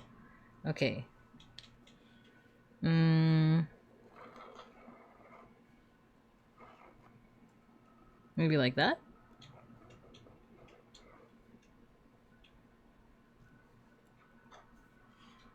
Right, Q. And then a lowercase q. And then, how to do this?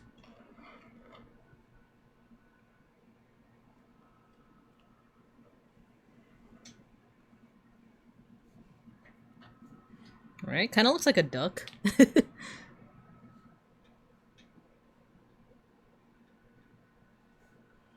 Okay, so Q. Oh, element OP, QR. Ooh, this one feels like it's gonna be fun too. Kind of similar to the K, right?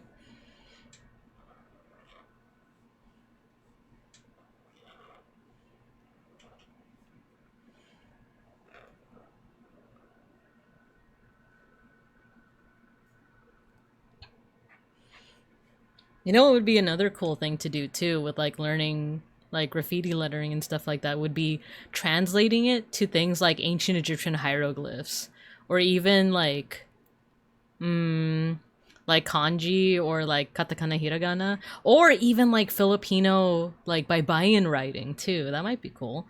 Maybe we could do like bubble lettering with that sometime.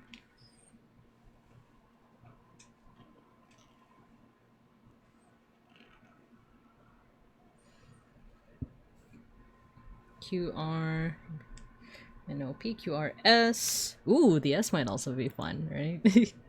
Especially for bubble letters. Go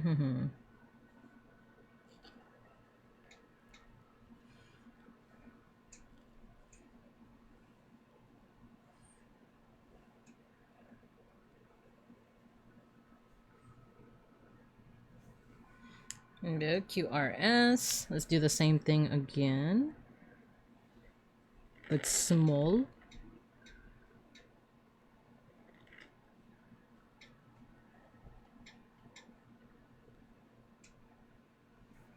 QRST.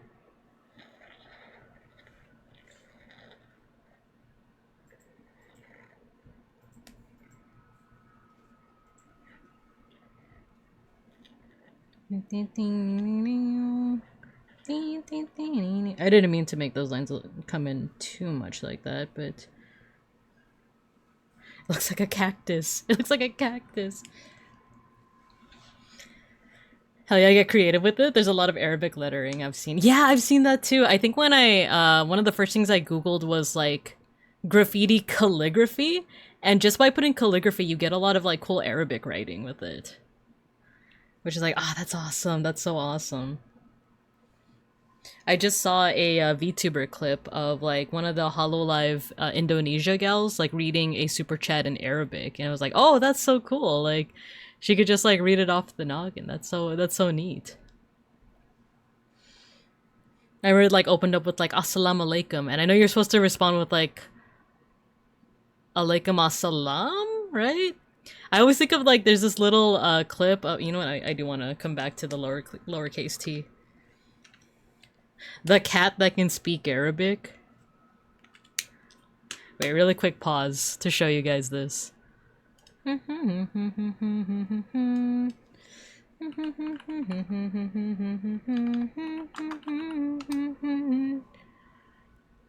Yeah, I found it. Pause the music. Webcam away, here we go.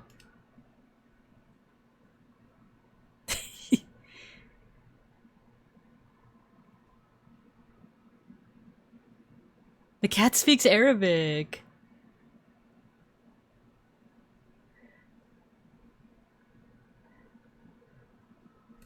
It's so cute. It's so cute. I love the way that the guy's just like, wow. Like he speaks, the cat speaks. Assalamu alaikum. Things just from listening to you talk while doing this, imagine making your lowercase a duck in a piece, or cartooning Egyptian or Mayan hieroglyphs. Yes! That'd be so cool. Oh my gosh, especially Maya hieroglyphs. That'd be so cool. You know what? At the end, let's try, because I know how to write my name in Egyptian hieroglyphs. Maybe we'll try to make those into like more like round bubble letters.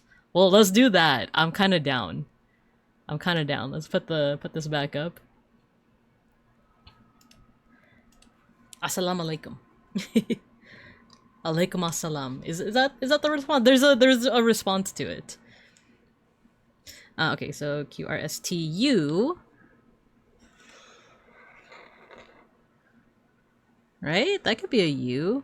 I think now it's just a matter of like differentiating my U's and my V's. I think that's gonna be a problem.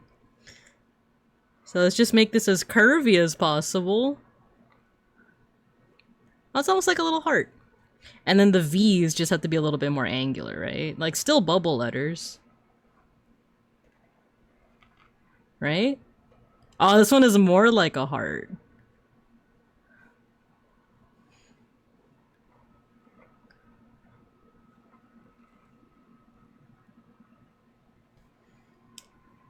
Actually, yeah, like if the Q is like a duck, then the V's are like a heart, right? As a duck, and your piece would be pond themed. It keeps making a Q and an A. Oh, like a kind of like a Binka Q&A, but like the like art piece behind it is like a pond. Twisty, hello. We're practicing some graffiti style bubble letters. STUVW. Oh, this is gonna be kind of like this, but reversed, right? So let's do this. I think it's 3 points above and then 2 below. And I'm hungry like the wolf. Kind of looks like a flower. We could add that to our pond piece. Wait, what if like a pond like art, but like it makes up the word quack? Right? Because that has a Q, a U. At first I was gonna be like quack with a W, but because it looks like a flower. It could look like a lotus flower, right? So quack. Oh my gosh, this song.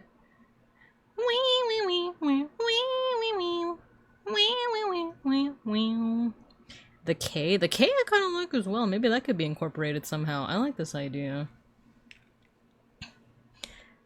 I'm never gonna dance again. Guilty feet have got no rhythm. We want to differentiate it from this, so let's do just 2 points below here. And maybe that's what we should do with the lowercase m as well. Is that there's like 3 bumps here, 2 bumps at the bottom. So for this one, maybe it's 2 bumps. I think what I was trying to do with the M was like this. You know, that was like the other bump, right? You can spell quack with a W. Ain't no one stopping you. This is true. This is true.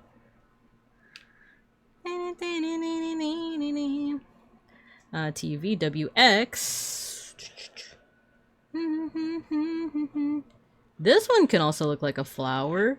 You know what's really cool is that it actually resembles the Maya glyph for sun, which is kin.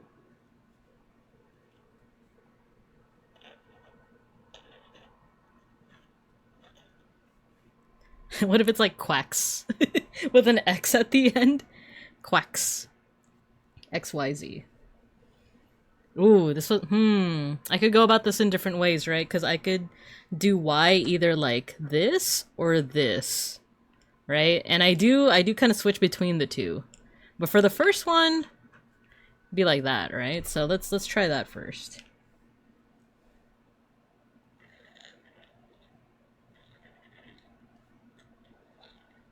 Gonna dance again. Guilty feet of no rhythm. That's a teensy bit like a beanit, but that's okay. Beanits. You know what? Let's try both styles of the Y. Let's see what happens, right? That's what we gotta do in art, is you just gotta see what happens.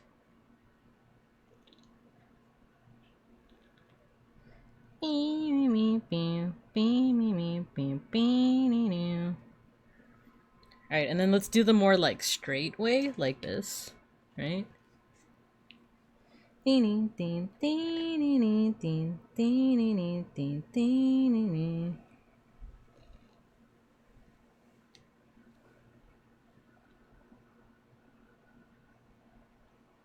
I think I like this one better. I like the middle one better.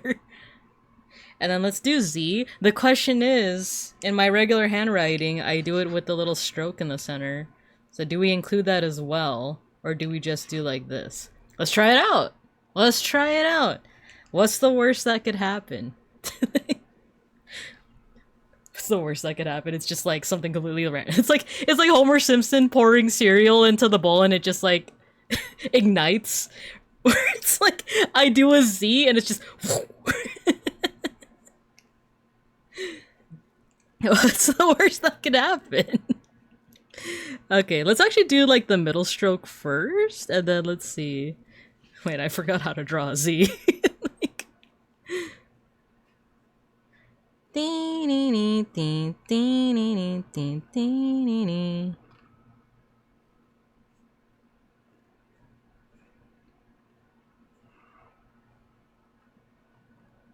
I don't know if I like that. It's too lumpy.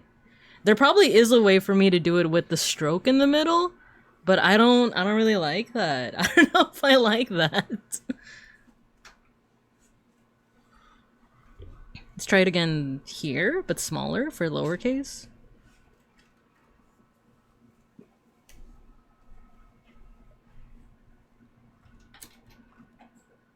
Because it's not really reading as a Z. I think that's the main problem.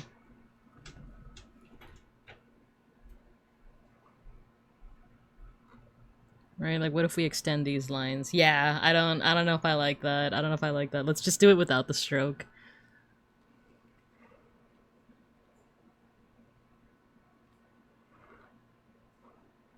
Well, it's almost identical to like the S, like in terms of like how to do it. No, actually no, this one like S is more curvy, right?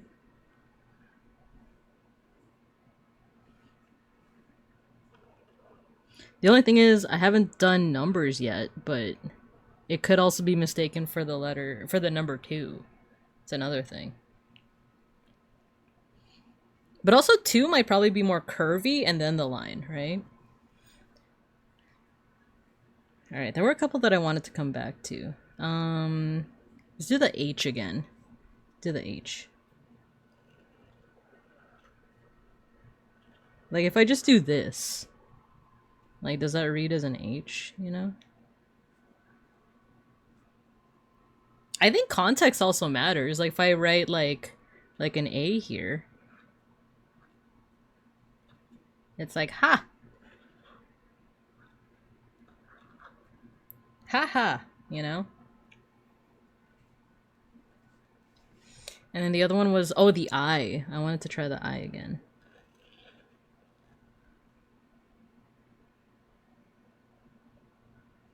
Maybe if we do like this.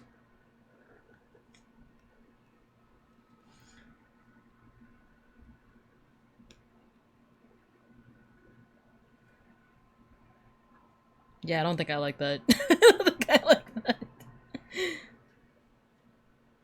Maybe just straight lines, right? I'm overthinking it. Just straight lines for the I. And then for J...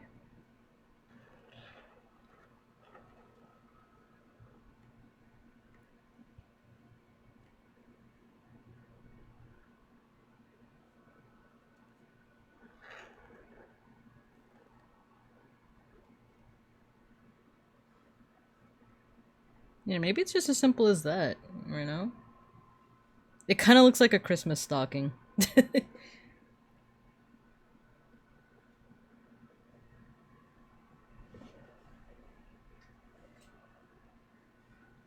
And then, oh, the M, I think I need to do the opposite of the W here, where it's like 2 big bumps on top, and then 3 little bumps at the bottom.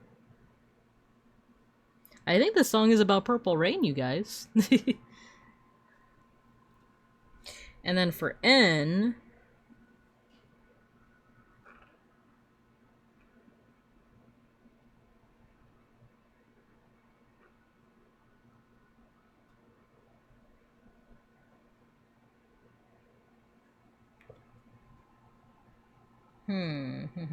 I could also just do this. Where it's like an upside down U. Essentially, I'm making an amogus without the little, like, you know, thing in the center. Amogus. And then for the T, maybe we do something closer to...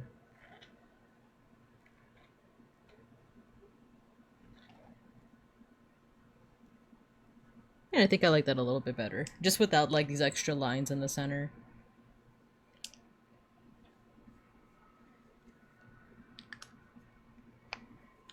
Okay, so here's just, like, our experimentation, right? With the different bubble letters. If we really wanted to add a little bit extra, we can add little, like...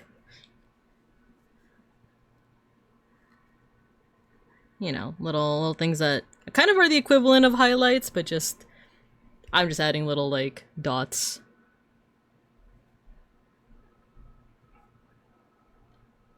It's not really extra, it's just more of like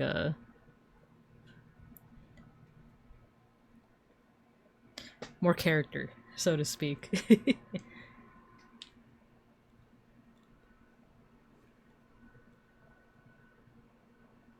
Because I didn't really listen to Prince growing up, I was more of like a Michael Jackson girly. I associate Prince music with JoJo. With JoJo's Bizarre Adventure, where it's like, I remember Purple Rain. I remember Gold Experience Requiem.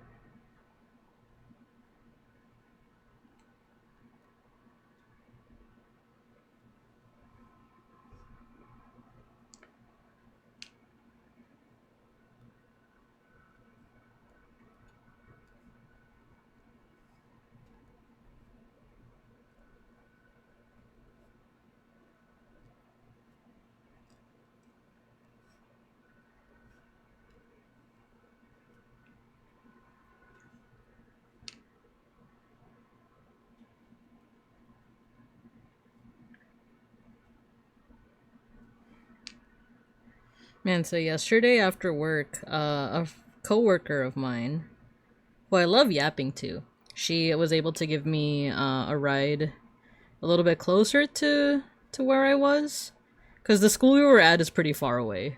It was a pretty long commute, so she was like, "Oh, let me at least like cut down on the time on your commute." So she gave me a little bit of a ride, and then she was telling me about some of the trips that she's going on this summer, and I was like, "Dang, I wasn't planning on going on too many summer trips, but now this has me like wanting to, you know? Because for the past 2 years, me and Beans have been going on like Japan trips to Tokyo. But we kind of stopped. Like we were actually like the only trip we were going to go on this summer is San Jose for Offkai. But we weren't going to go like international at all today. And as of right now, we're still like, we're still not. I don't want this to build up into like, oh my god, is she gonna go somewhere? Like, nah, like we don't actually have any trips planned. But this did give me like a yearning, you know. It's like, ah, man, maybe I do want to travel again. But the reason why we're not going on any trips is mostly just because of like the state of air travel right now. But part of it is like, how much of it am I like overblowing? Am I overthinking? You know. Wish I could go to Offkai. I also just found out FazeCon is also in San Francisco in June. Oh, okay. Yeah, I don't know too much about FazeCon. I know that there's like a concert or something planned for the same weekend as Offkai, from what I heard. But yeah, I don't know. I kept on hearing that like are the air traffic controllers still like because of the government shutdown, I know that like for a while air travel was kind of effed, right? Like there was a lot of delays, and then TSA is like teaching ICE agents how to do their job and stuff like that. So it just seemed kind of effed on like in many ways. That's another reason why like I don't know, like air travel just didn't seem like it was in the stars for this year. But I'm still undecided because I do like traveling. And another part of it is that like I just spent way too much money on like previous year's travels. We do have an ad break coming up. I spent too much money and I'm still kind of like financially recovering for it. I actually just paid off my credit card debt like, very recently, and I'm kind of proud of that because it was for the tickets for Offkai, basically. I did have like a little bit of debt from the beginning of the year, but now it's pretty much fully paid off. But now that has me like, I shouldn't be making any like rash financial decisions. Right? So but for now, our only trip is Offkai, but we'll see what happens. We do have an ad break coming up. I'm going to keep on doing like the last finishing touches on these lines, and then we'll probably go for just a couple minutes more after the ad break, but then we do have to call it in a bit because of lunch for Beans' brother. But with that, no, not detention. Like I'm putting you guys in recess. I know, debt. Face Connects Con. Oh, cool. I'm jelly that it's practically a local con for you. Not necessarily. We still have to fly out. Like, no rash decision. Looks at Digimon box. Exactly. But alright, I'll see you guys in a couple minutes.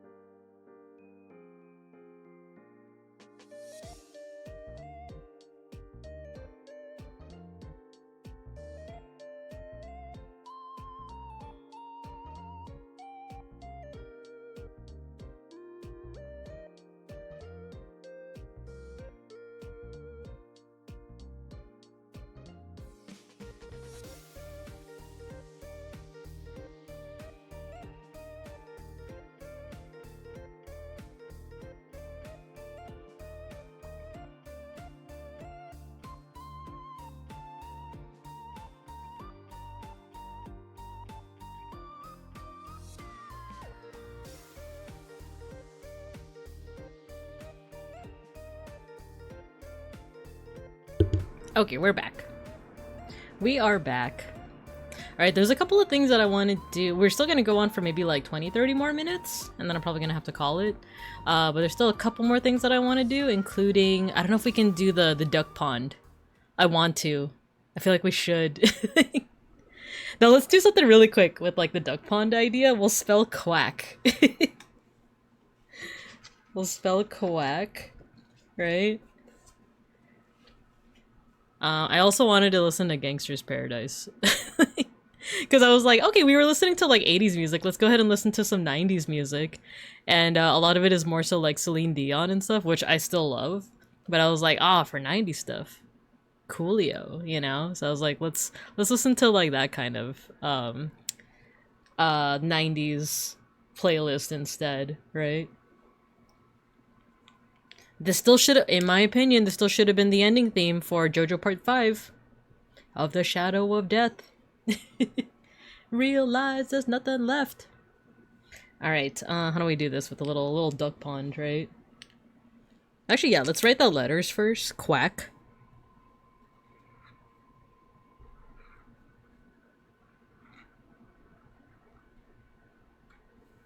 Right? So that's the Q.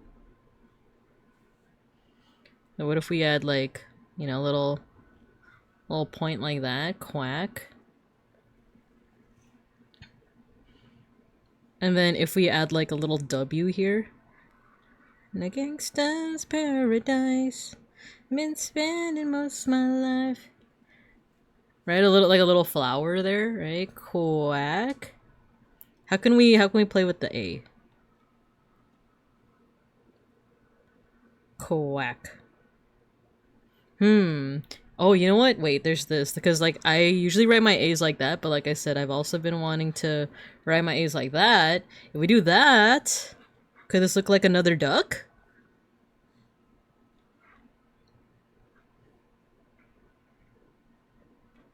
You know? Maybe that could be another duck?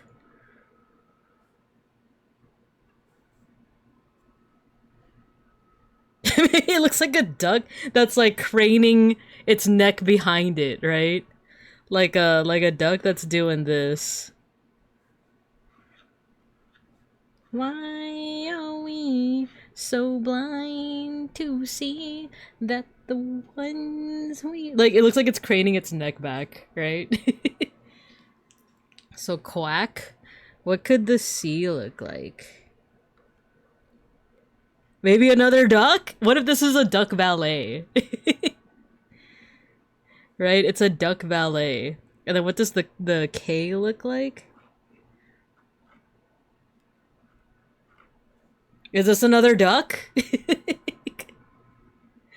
Is this another duck mayhaps? How do we make it that way? Oh, you know what? Maybe this is like the wings. This is the beak. What if the whole thing is just ducks? The whole thing's just ducks. So let's do it a little bit bigger here. I guess they won't. This is an awkward mausoleum, a pyramid filled with ducks. No, it's not a mausoleum. They're still alive. And we are living in Binka's paradise. Been spending most of my life living in Binka's paradise. Yeah, this doesn't have to be an X. That's just frame of habit, or habit. So blind to see that the ones we heard are you and me. Yeah, let's do the Q, or sorry, the W a little bit bigger.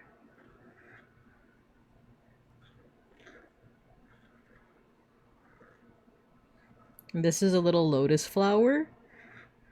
We'll show that with like some little ripples here, right? Kwa? Kwa? Croissant? So then we do the A.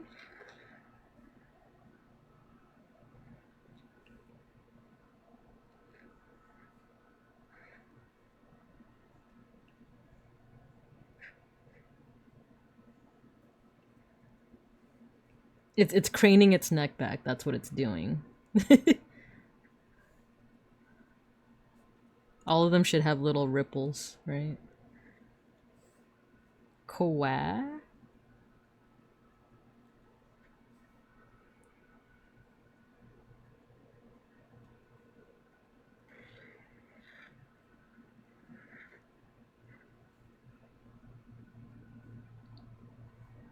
This one's also craning its neck back.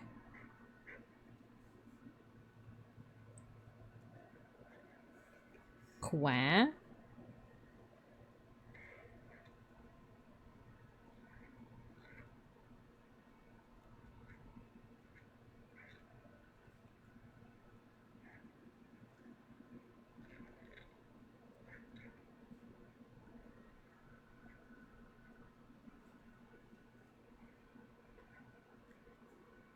There we go. We got quack. It doesn't really look like the word quack, but it's an attempt. It's an attempt, right?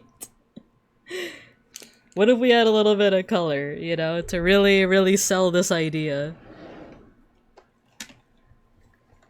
I mean, it's cute. It's a cute idea, and I wanna pursue it. Where's my blue? I could have sworn I had more blue.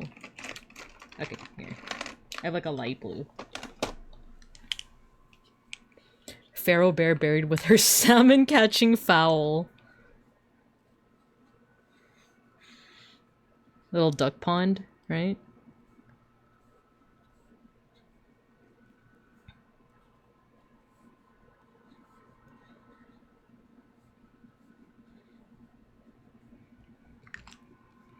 There we go, and then we put some plants. Oh, maybe I should have waited for this to dry first. Thank you, Saribot. Good job.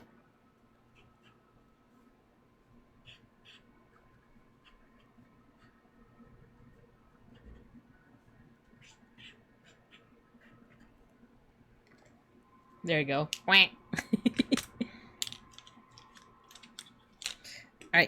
Another thing that I want to do. Is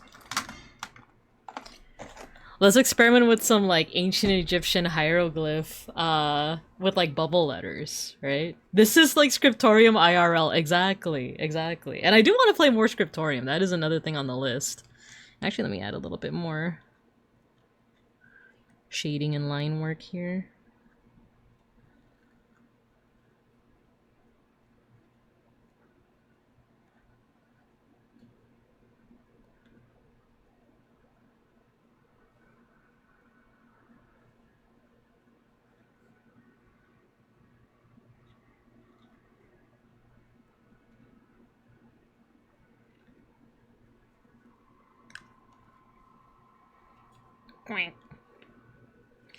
Alright, so my name in ancient Egyptian hieroglyphs would be like this.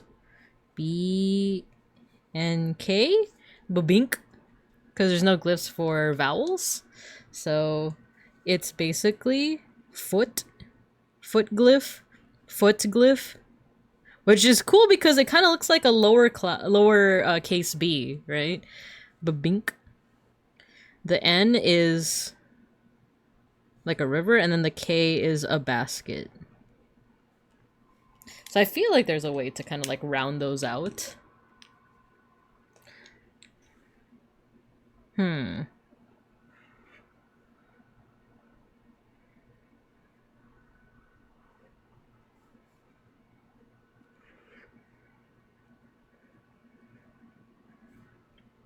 Yeah, maybe the foot needs to be a little bit rounder, so maybe like...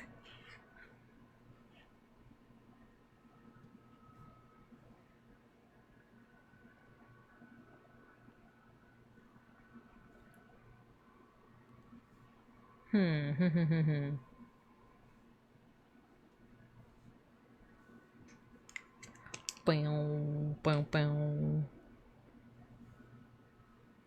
Da da da da da.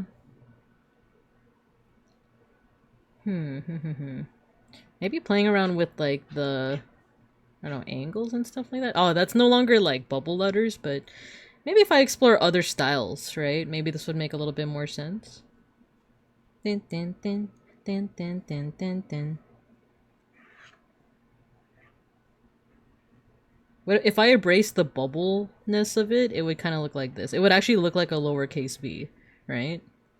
Which, that's not a bad thing. We can keep doing that.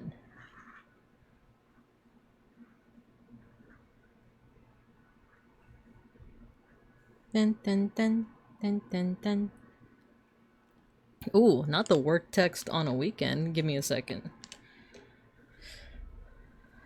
Dun dun dun dun dun dun. Okay. It's no biggie. It's no biggie.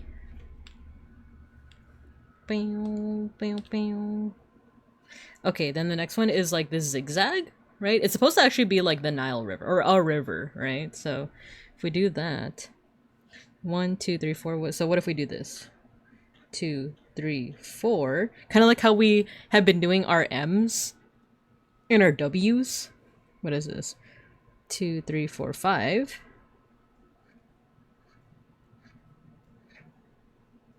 No, I should have like that. Kind of like this. So 1, 2, 3, 4. Did I do it again? 1, 2, 3, 4, 5. Like that. Okay. And the basket? I guess we just make it a little bit more curvier, right? And then an X here.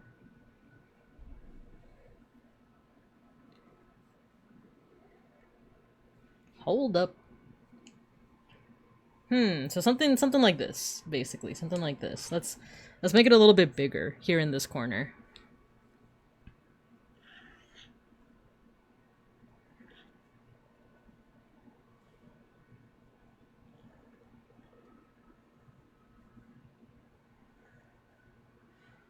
And what if I add little like lines to make it look like a bear paw, right? If it's supposed to be a foot, you know?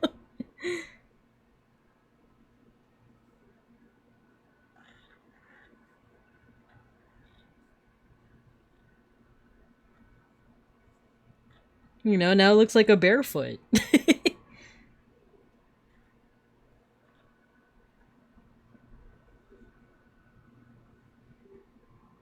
Alright, so BB. 2, 3, 4. 1, 2, 3, 4, 5.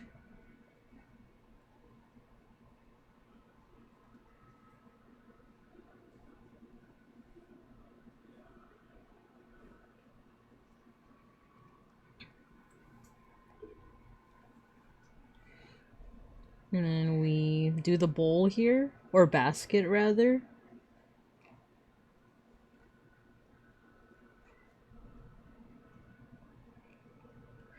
And then what if, to show that it almost looks like a coffee cup, but I kind of want to add a little line here. Something like that, you know? To make it even look like it's like a basket.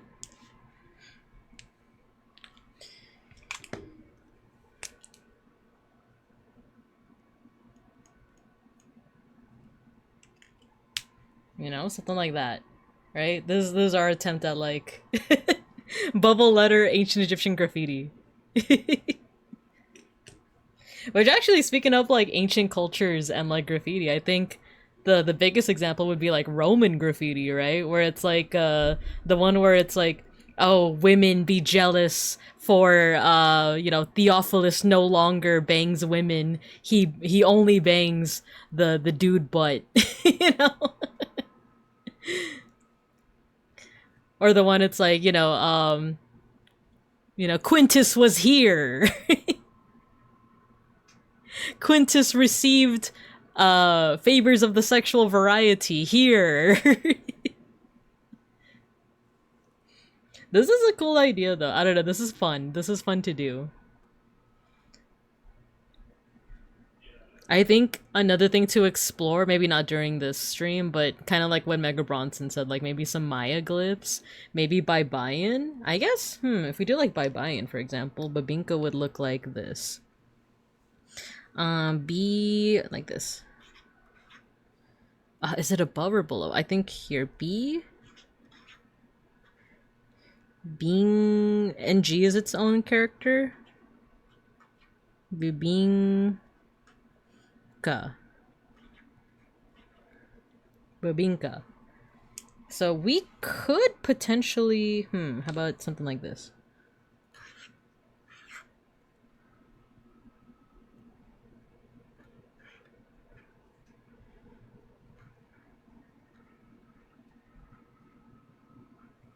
Like B?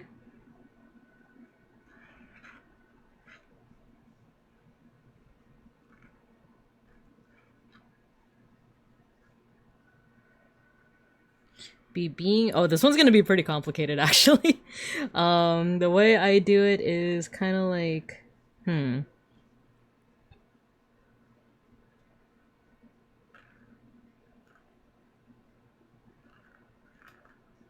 I don't know how I like that. And then you put this one.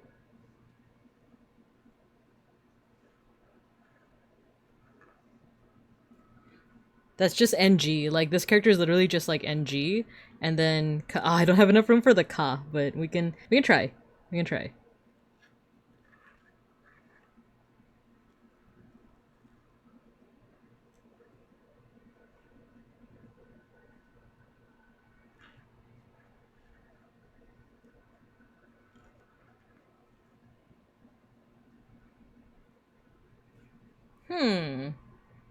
Not too bad, actually. Not too bad. The first two are two little babinkas with flans on their head. Oh my gosh, wait, you're right. I could do like a little, like... You know?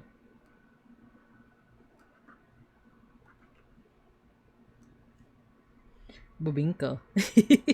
Then we could, like, add something to this as well. Oh wait, I forgot there's a little X.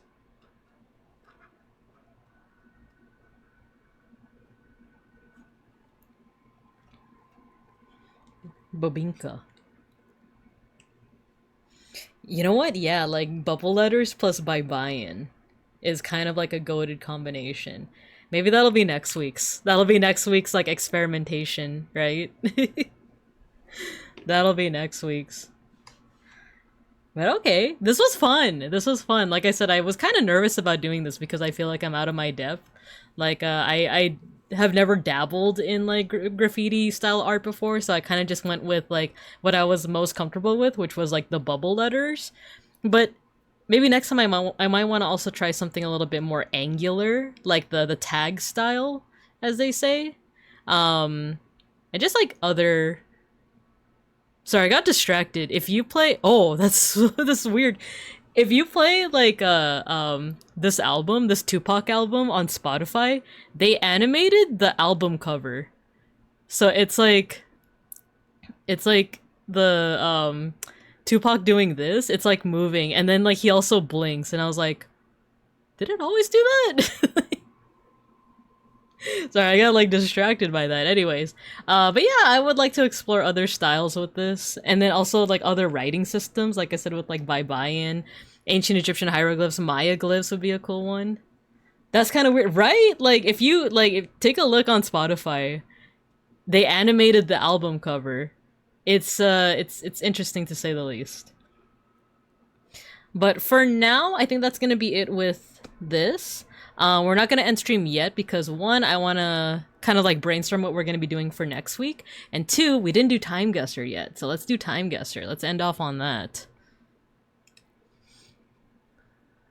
So let me see. Time Guesser. Yeah, this was fun. This was fun.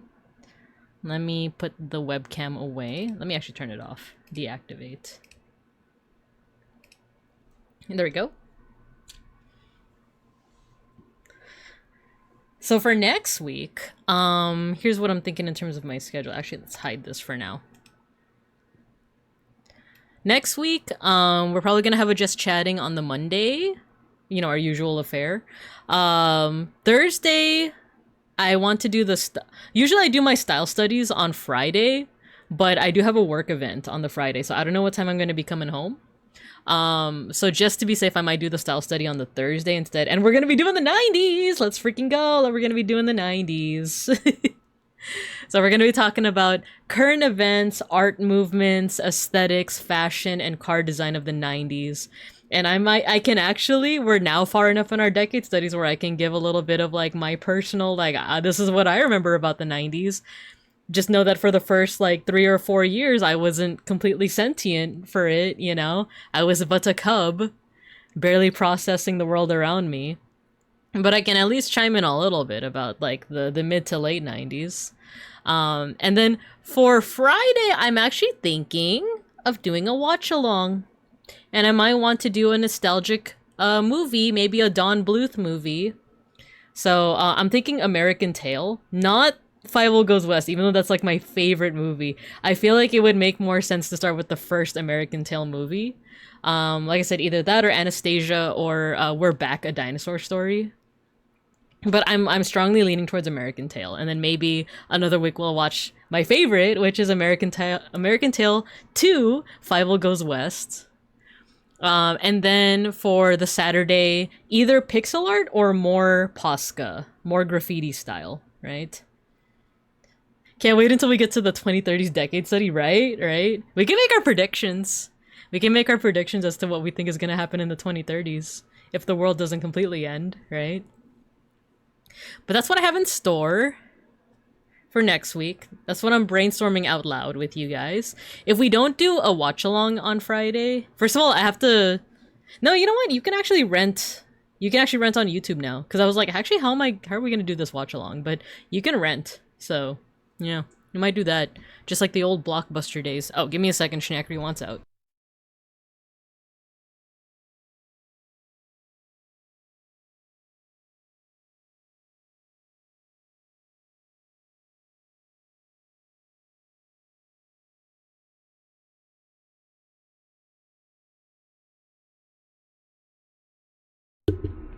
Okay, Schnackery is out. I want to recommend the graffiti episode of the Boondocks, maybe just with your own time. Oh my god, is that the one with the Bob Ross character? I actually, like, very much remember that episode because, like, the ending to it is actually very touching, isn't it? Is that the right episode? Right? Where, like, yeah, like, the part of the humor is that, like, there's a Bob Ross character, but then the ending is actually like, oh, this is actually kind of nice.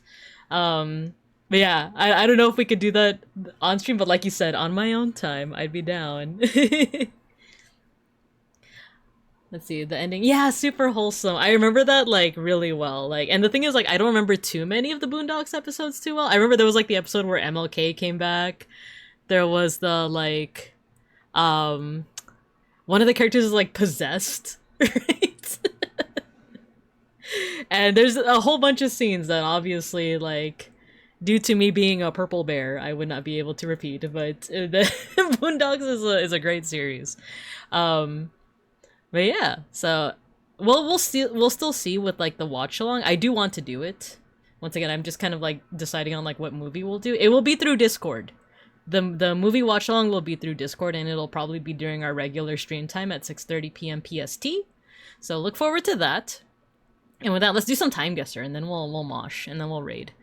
With that in mind, though, let's go ahead and stop raids. And let's guess the time!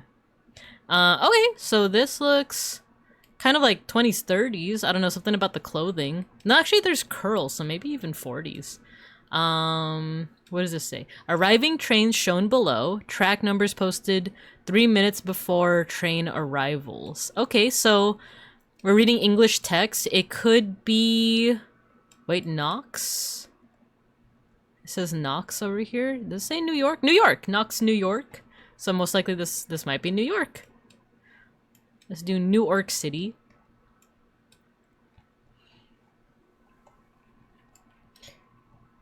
I don't know what, like, the...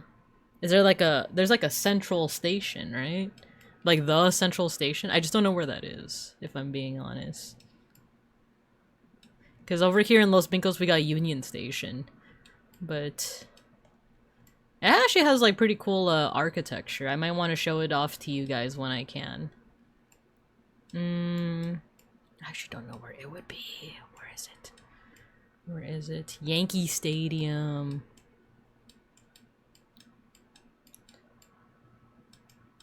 The bridge. Barclays Center.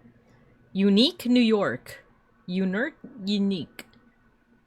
I think. Oh, it's also Union Station, and I don't know why. I thought. Oh no, I'm thinking of Central Park. I was like, I thought it was Central Station. No, wait, it's Central Park. It's also Union in New York, right? Is it? Someone, please let me know.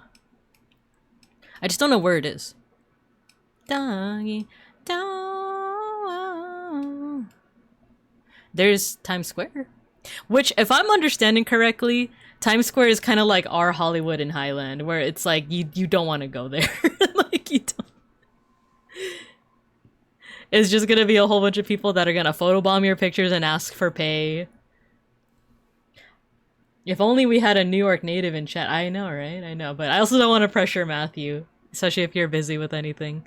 Oh, Din Tai Fung. I'll just put it somewhere down here.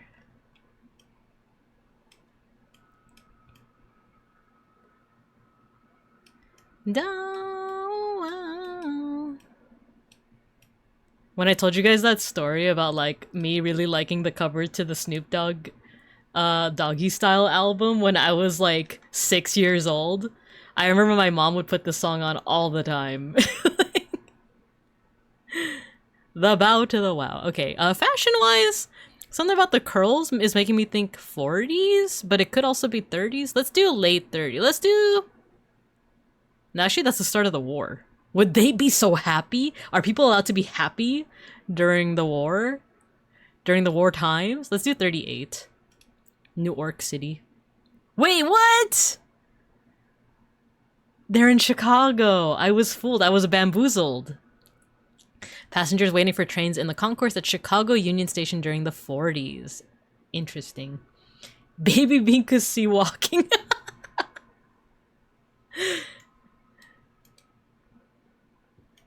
Just like me rocking to this music. Oh my gosh, wait, this script, I've seen it before, but I actually don't know what it is. I want to say it's like South East, or like here, like this part that's right in between like East Asia, Southeast Asia, and like South Asia. Like this part right here, like Myanmar, Bangladesh. Or it could be India? Manar, Jaffna, Trincomalee. I feel like it'd be like right smack dab in the middle. Richard? Down. I feel like it's like somewhere here, like maybe even Nepal? Bhutan? Maybe it's Bhutan. Let's do Thimphu? Is this the capital? Let's put it like right here. And then the photo looks a little bit more contemporary. Oh, hey, look at those cars in the back. That could be maybe like 2010s or 2000s, or 2020s. Honestly, let's do like late 2010s.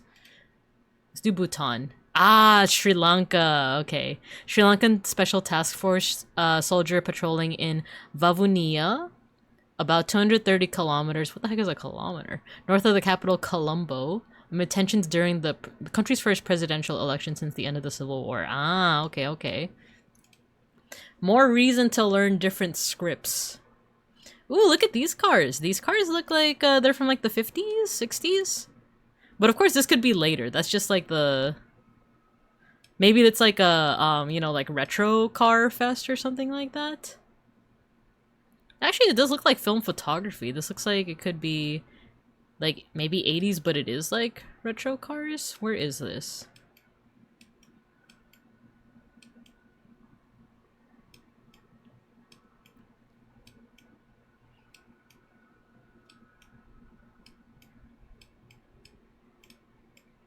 I'm actually not sure. Today's rounds are hard. What the heck? Today's, like, time guesser rounds are kind of difficult. Oh, not? That's Latin text, so... Where could this be? Oh, wait, license plates? Cuba! It's at Cuba. Let's say this is Cuba during the 19... maybe...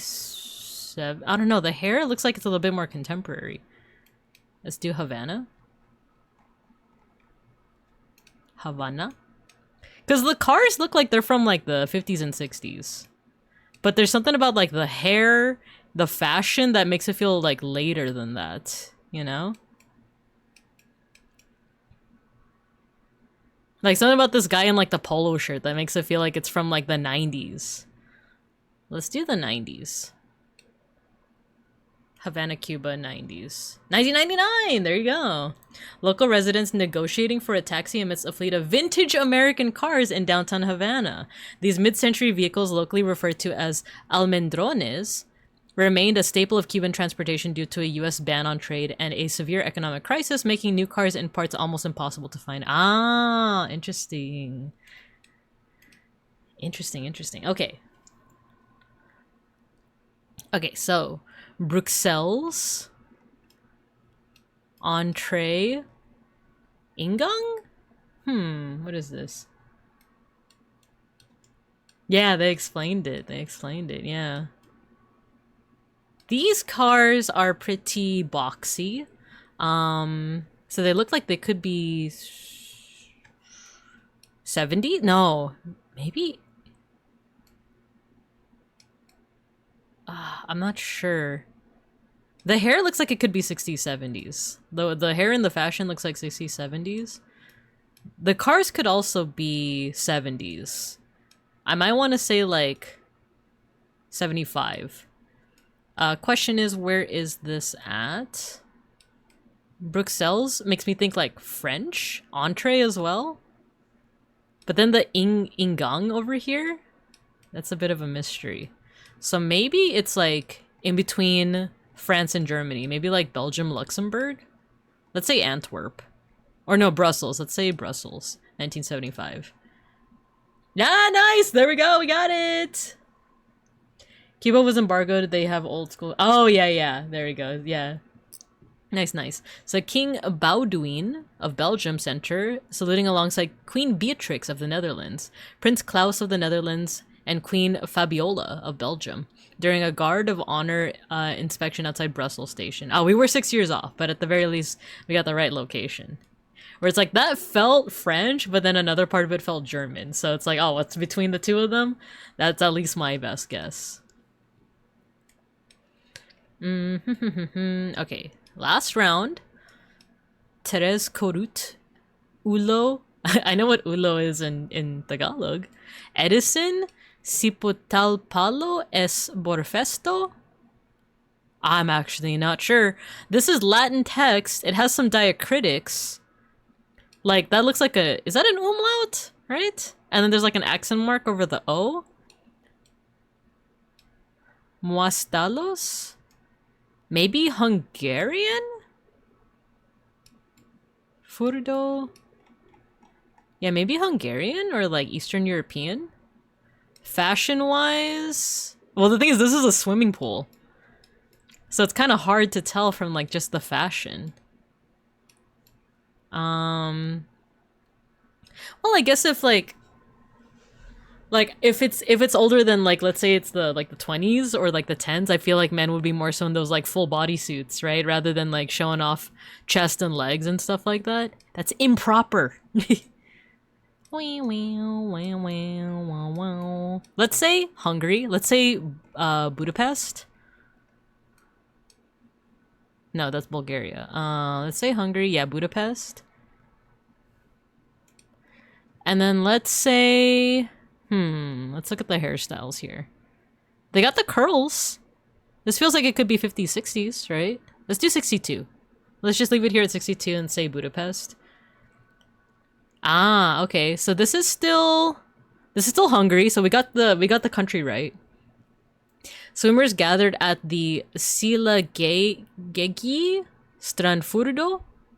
The beach bats, one of Budapest's oldest and most scenic open-air bats, opened in the 19th century and fed from a nearby spring that is believed to have once supplied the nearby Roman city of Aquincum. Ah, and it's the 30s. It's the 30s. Okay, we didn't get the year, but we got the location pretty good. Yo, Crazy Like a Fox, hello. Close location. Yeah, we're pretty close. And we didn't do too bad. I think we still got 30k. So I think the furthest we got was, we thought one was Bhutan. It was actually Sri Lanka. These locations we got pretty well. And then we thought we got like New York Union Station, and it was Chicago Union Station instead. Because there was someone with a suitcase that said like Knox, New York. And I was like, dang. We were so close. It's okay. And time-wise, actually, we do have the breakdown here. We were 5 years off for this one, 6 years off, 7, 6. I think the biggest difference was this one, the 32 years, where we thought it might have been like 60s, but I think for that one, it was like, oh, I guess we can't see the picture anymore, but it's hard to tell fashion when it's like a bath, you know? Because usually what helps us with these is like the fashion, if there's a car in the background, and then also like if there's like film grain and stuff like that. So we did pretty decent. Exit breakdown. Let's get the results. Put it on the Discord.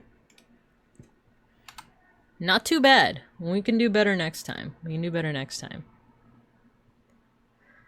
So I guess one other thing that we haven't done is food guesser, and I think after that I will probably have to call it.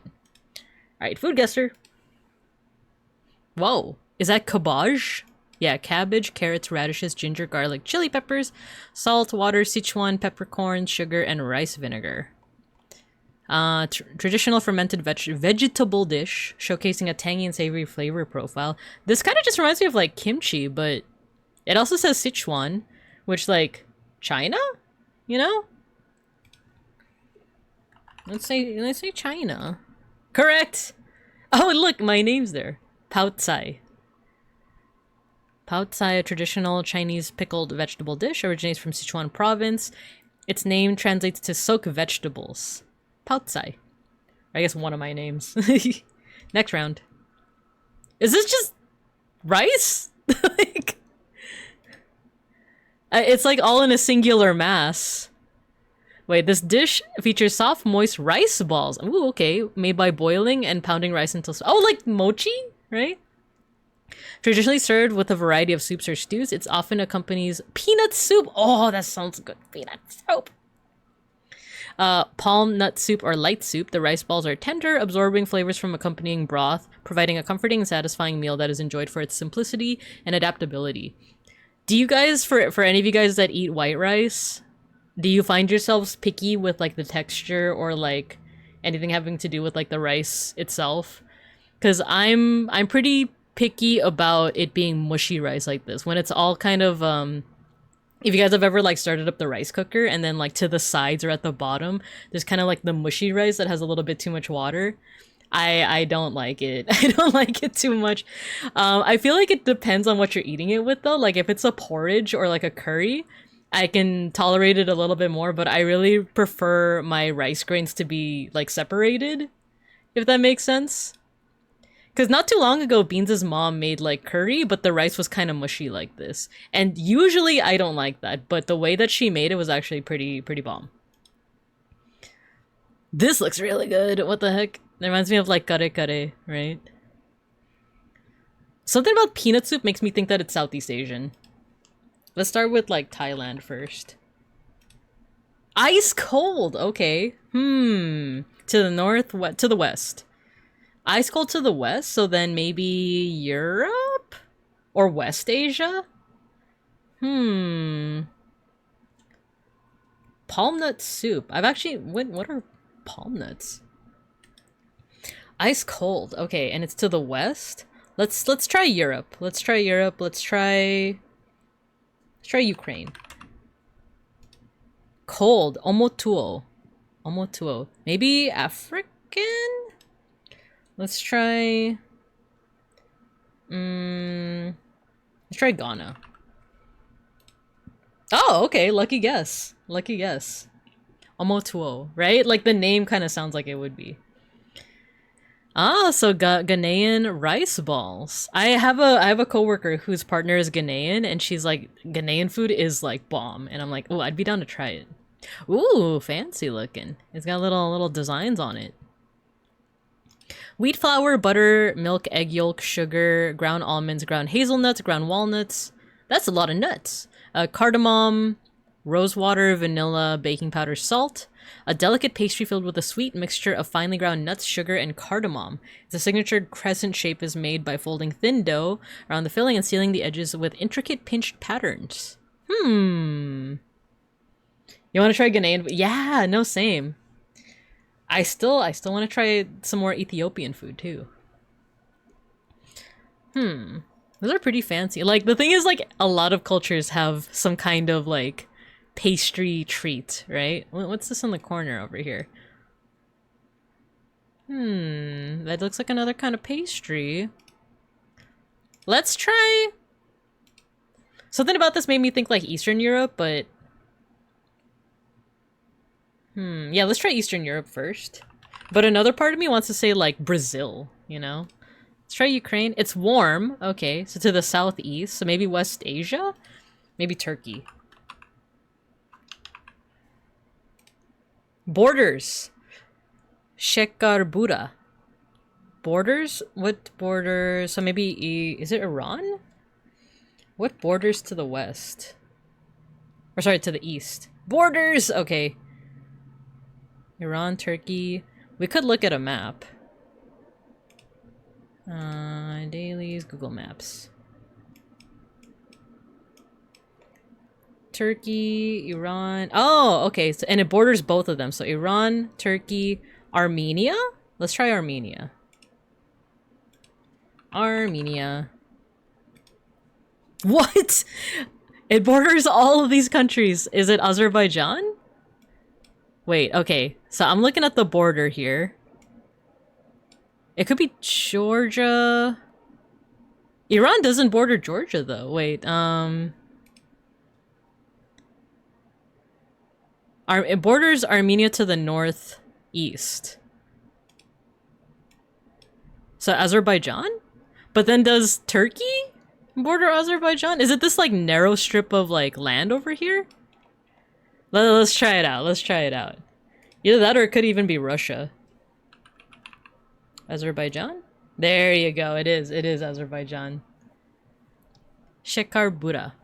A pastry from Azerbaijan typically prepared for Novruz. Oh, that's like the, yeah, the New Year. Persian New Year. Comes from sugar and pie. Oh, it's sugar pie. There you go. There you go. Nice! Nice. We got super foodie. We didn't get gastronomical genius, but once again, it's alright. We'll do better next time. But alright, I think from here, let's go ahead and call it. Let's go ahead and call it. I need to start getting ready for lunch with the fam bam. So we'll do our end of stream mosh pit. For some new students in the class, we have an end of stream tradition, which is our end of stream mosh pit. All you gotta do is I'm gonna play some music here. And once you hear it, go ahead and spam your favorite emotes in the chat, and I'm gonna make your little stream avatars fight each other. There's no correlation between how many emotes you spam and who wins the mosh pit. It's RNG, and it's not rigged. Don't believe the lies. And then I'm also gonna look into who to raid into. Let's go ahead and do that.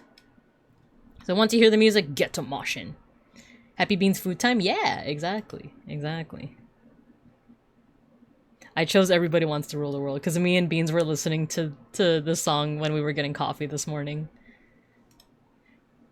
Heck yeah. Bow, bow.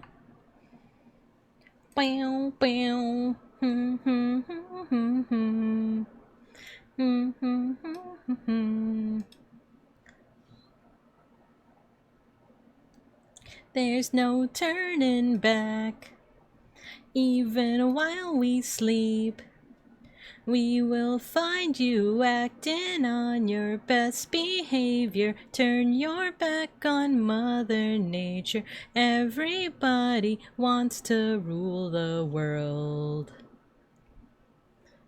Yo, George is streaming right now. It's my own design. You're loving the Scottoon Network? I sure am. I sure am. The most of ever lasts forever. Everybody wants to rule the world. We'll find you holding hands while the world come tumbling down. Let's go, Matthew won. It's not rigged because I didn't win it. But can you win round 2? So sad had to fake it. Everybody wants to rule the world. It's not rigged. It's not. I'm telling you guys.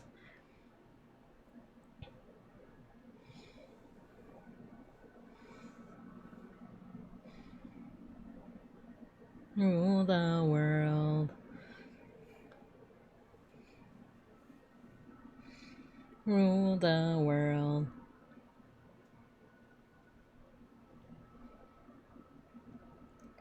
Bow, bow. Bow, bow. It's Mega Bronson versus Crazy. No, it's Mega Bronson! It's Mega Bronson. Let's freaking go. Everybody wants to rule the world. That you'll never, ever, ever, ever leave it. Oh, that's like my favorite part in the song. But it wants to rule the world. It's not rigged. That's what I keep telling you guys. That's what I keep telling you guys.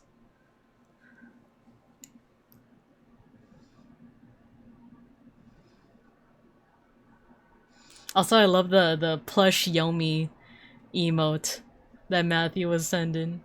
Last forever.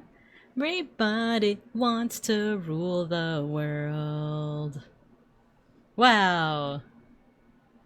I love these outros as well. He's great. Scott2 Network is so great. Her plushie just came out. Yeah, I saw. Like, I know she was streaming earlier today, right? And she got a plushie model. That's so cute. That's so cute. All right, I want to test something out real quick. The raid command versus when I actually make a raid happen. So I'm gonna do this. 1 second later, it should also have the other message. No, I set it so that it'll show the first raid message, and then a couple seconds later, it should show the other raid message with my emotes. But it's not. It's not. And I keep fixing it on SAMMI only for it to not actually, like, fix itself during the stream. So I don't know, man. I don't know why it keeps doing that. But anyway, that's at least one of the raid messages is out there. We're gonna raid into George. And give him a... Good morning, George! No, actually it's the afternoon, so good afternoon, George! Because I have to go to the bathroom and then get ready for lunchtime. So let's go ahead and start that raid. I'll see you guys next week. Thanks for stopping by. I hope you guys have a good morning, afternoon, and evening. And as always, I'll see you guys when I see you guys. Bye-bye! We raid.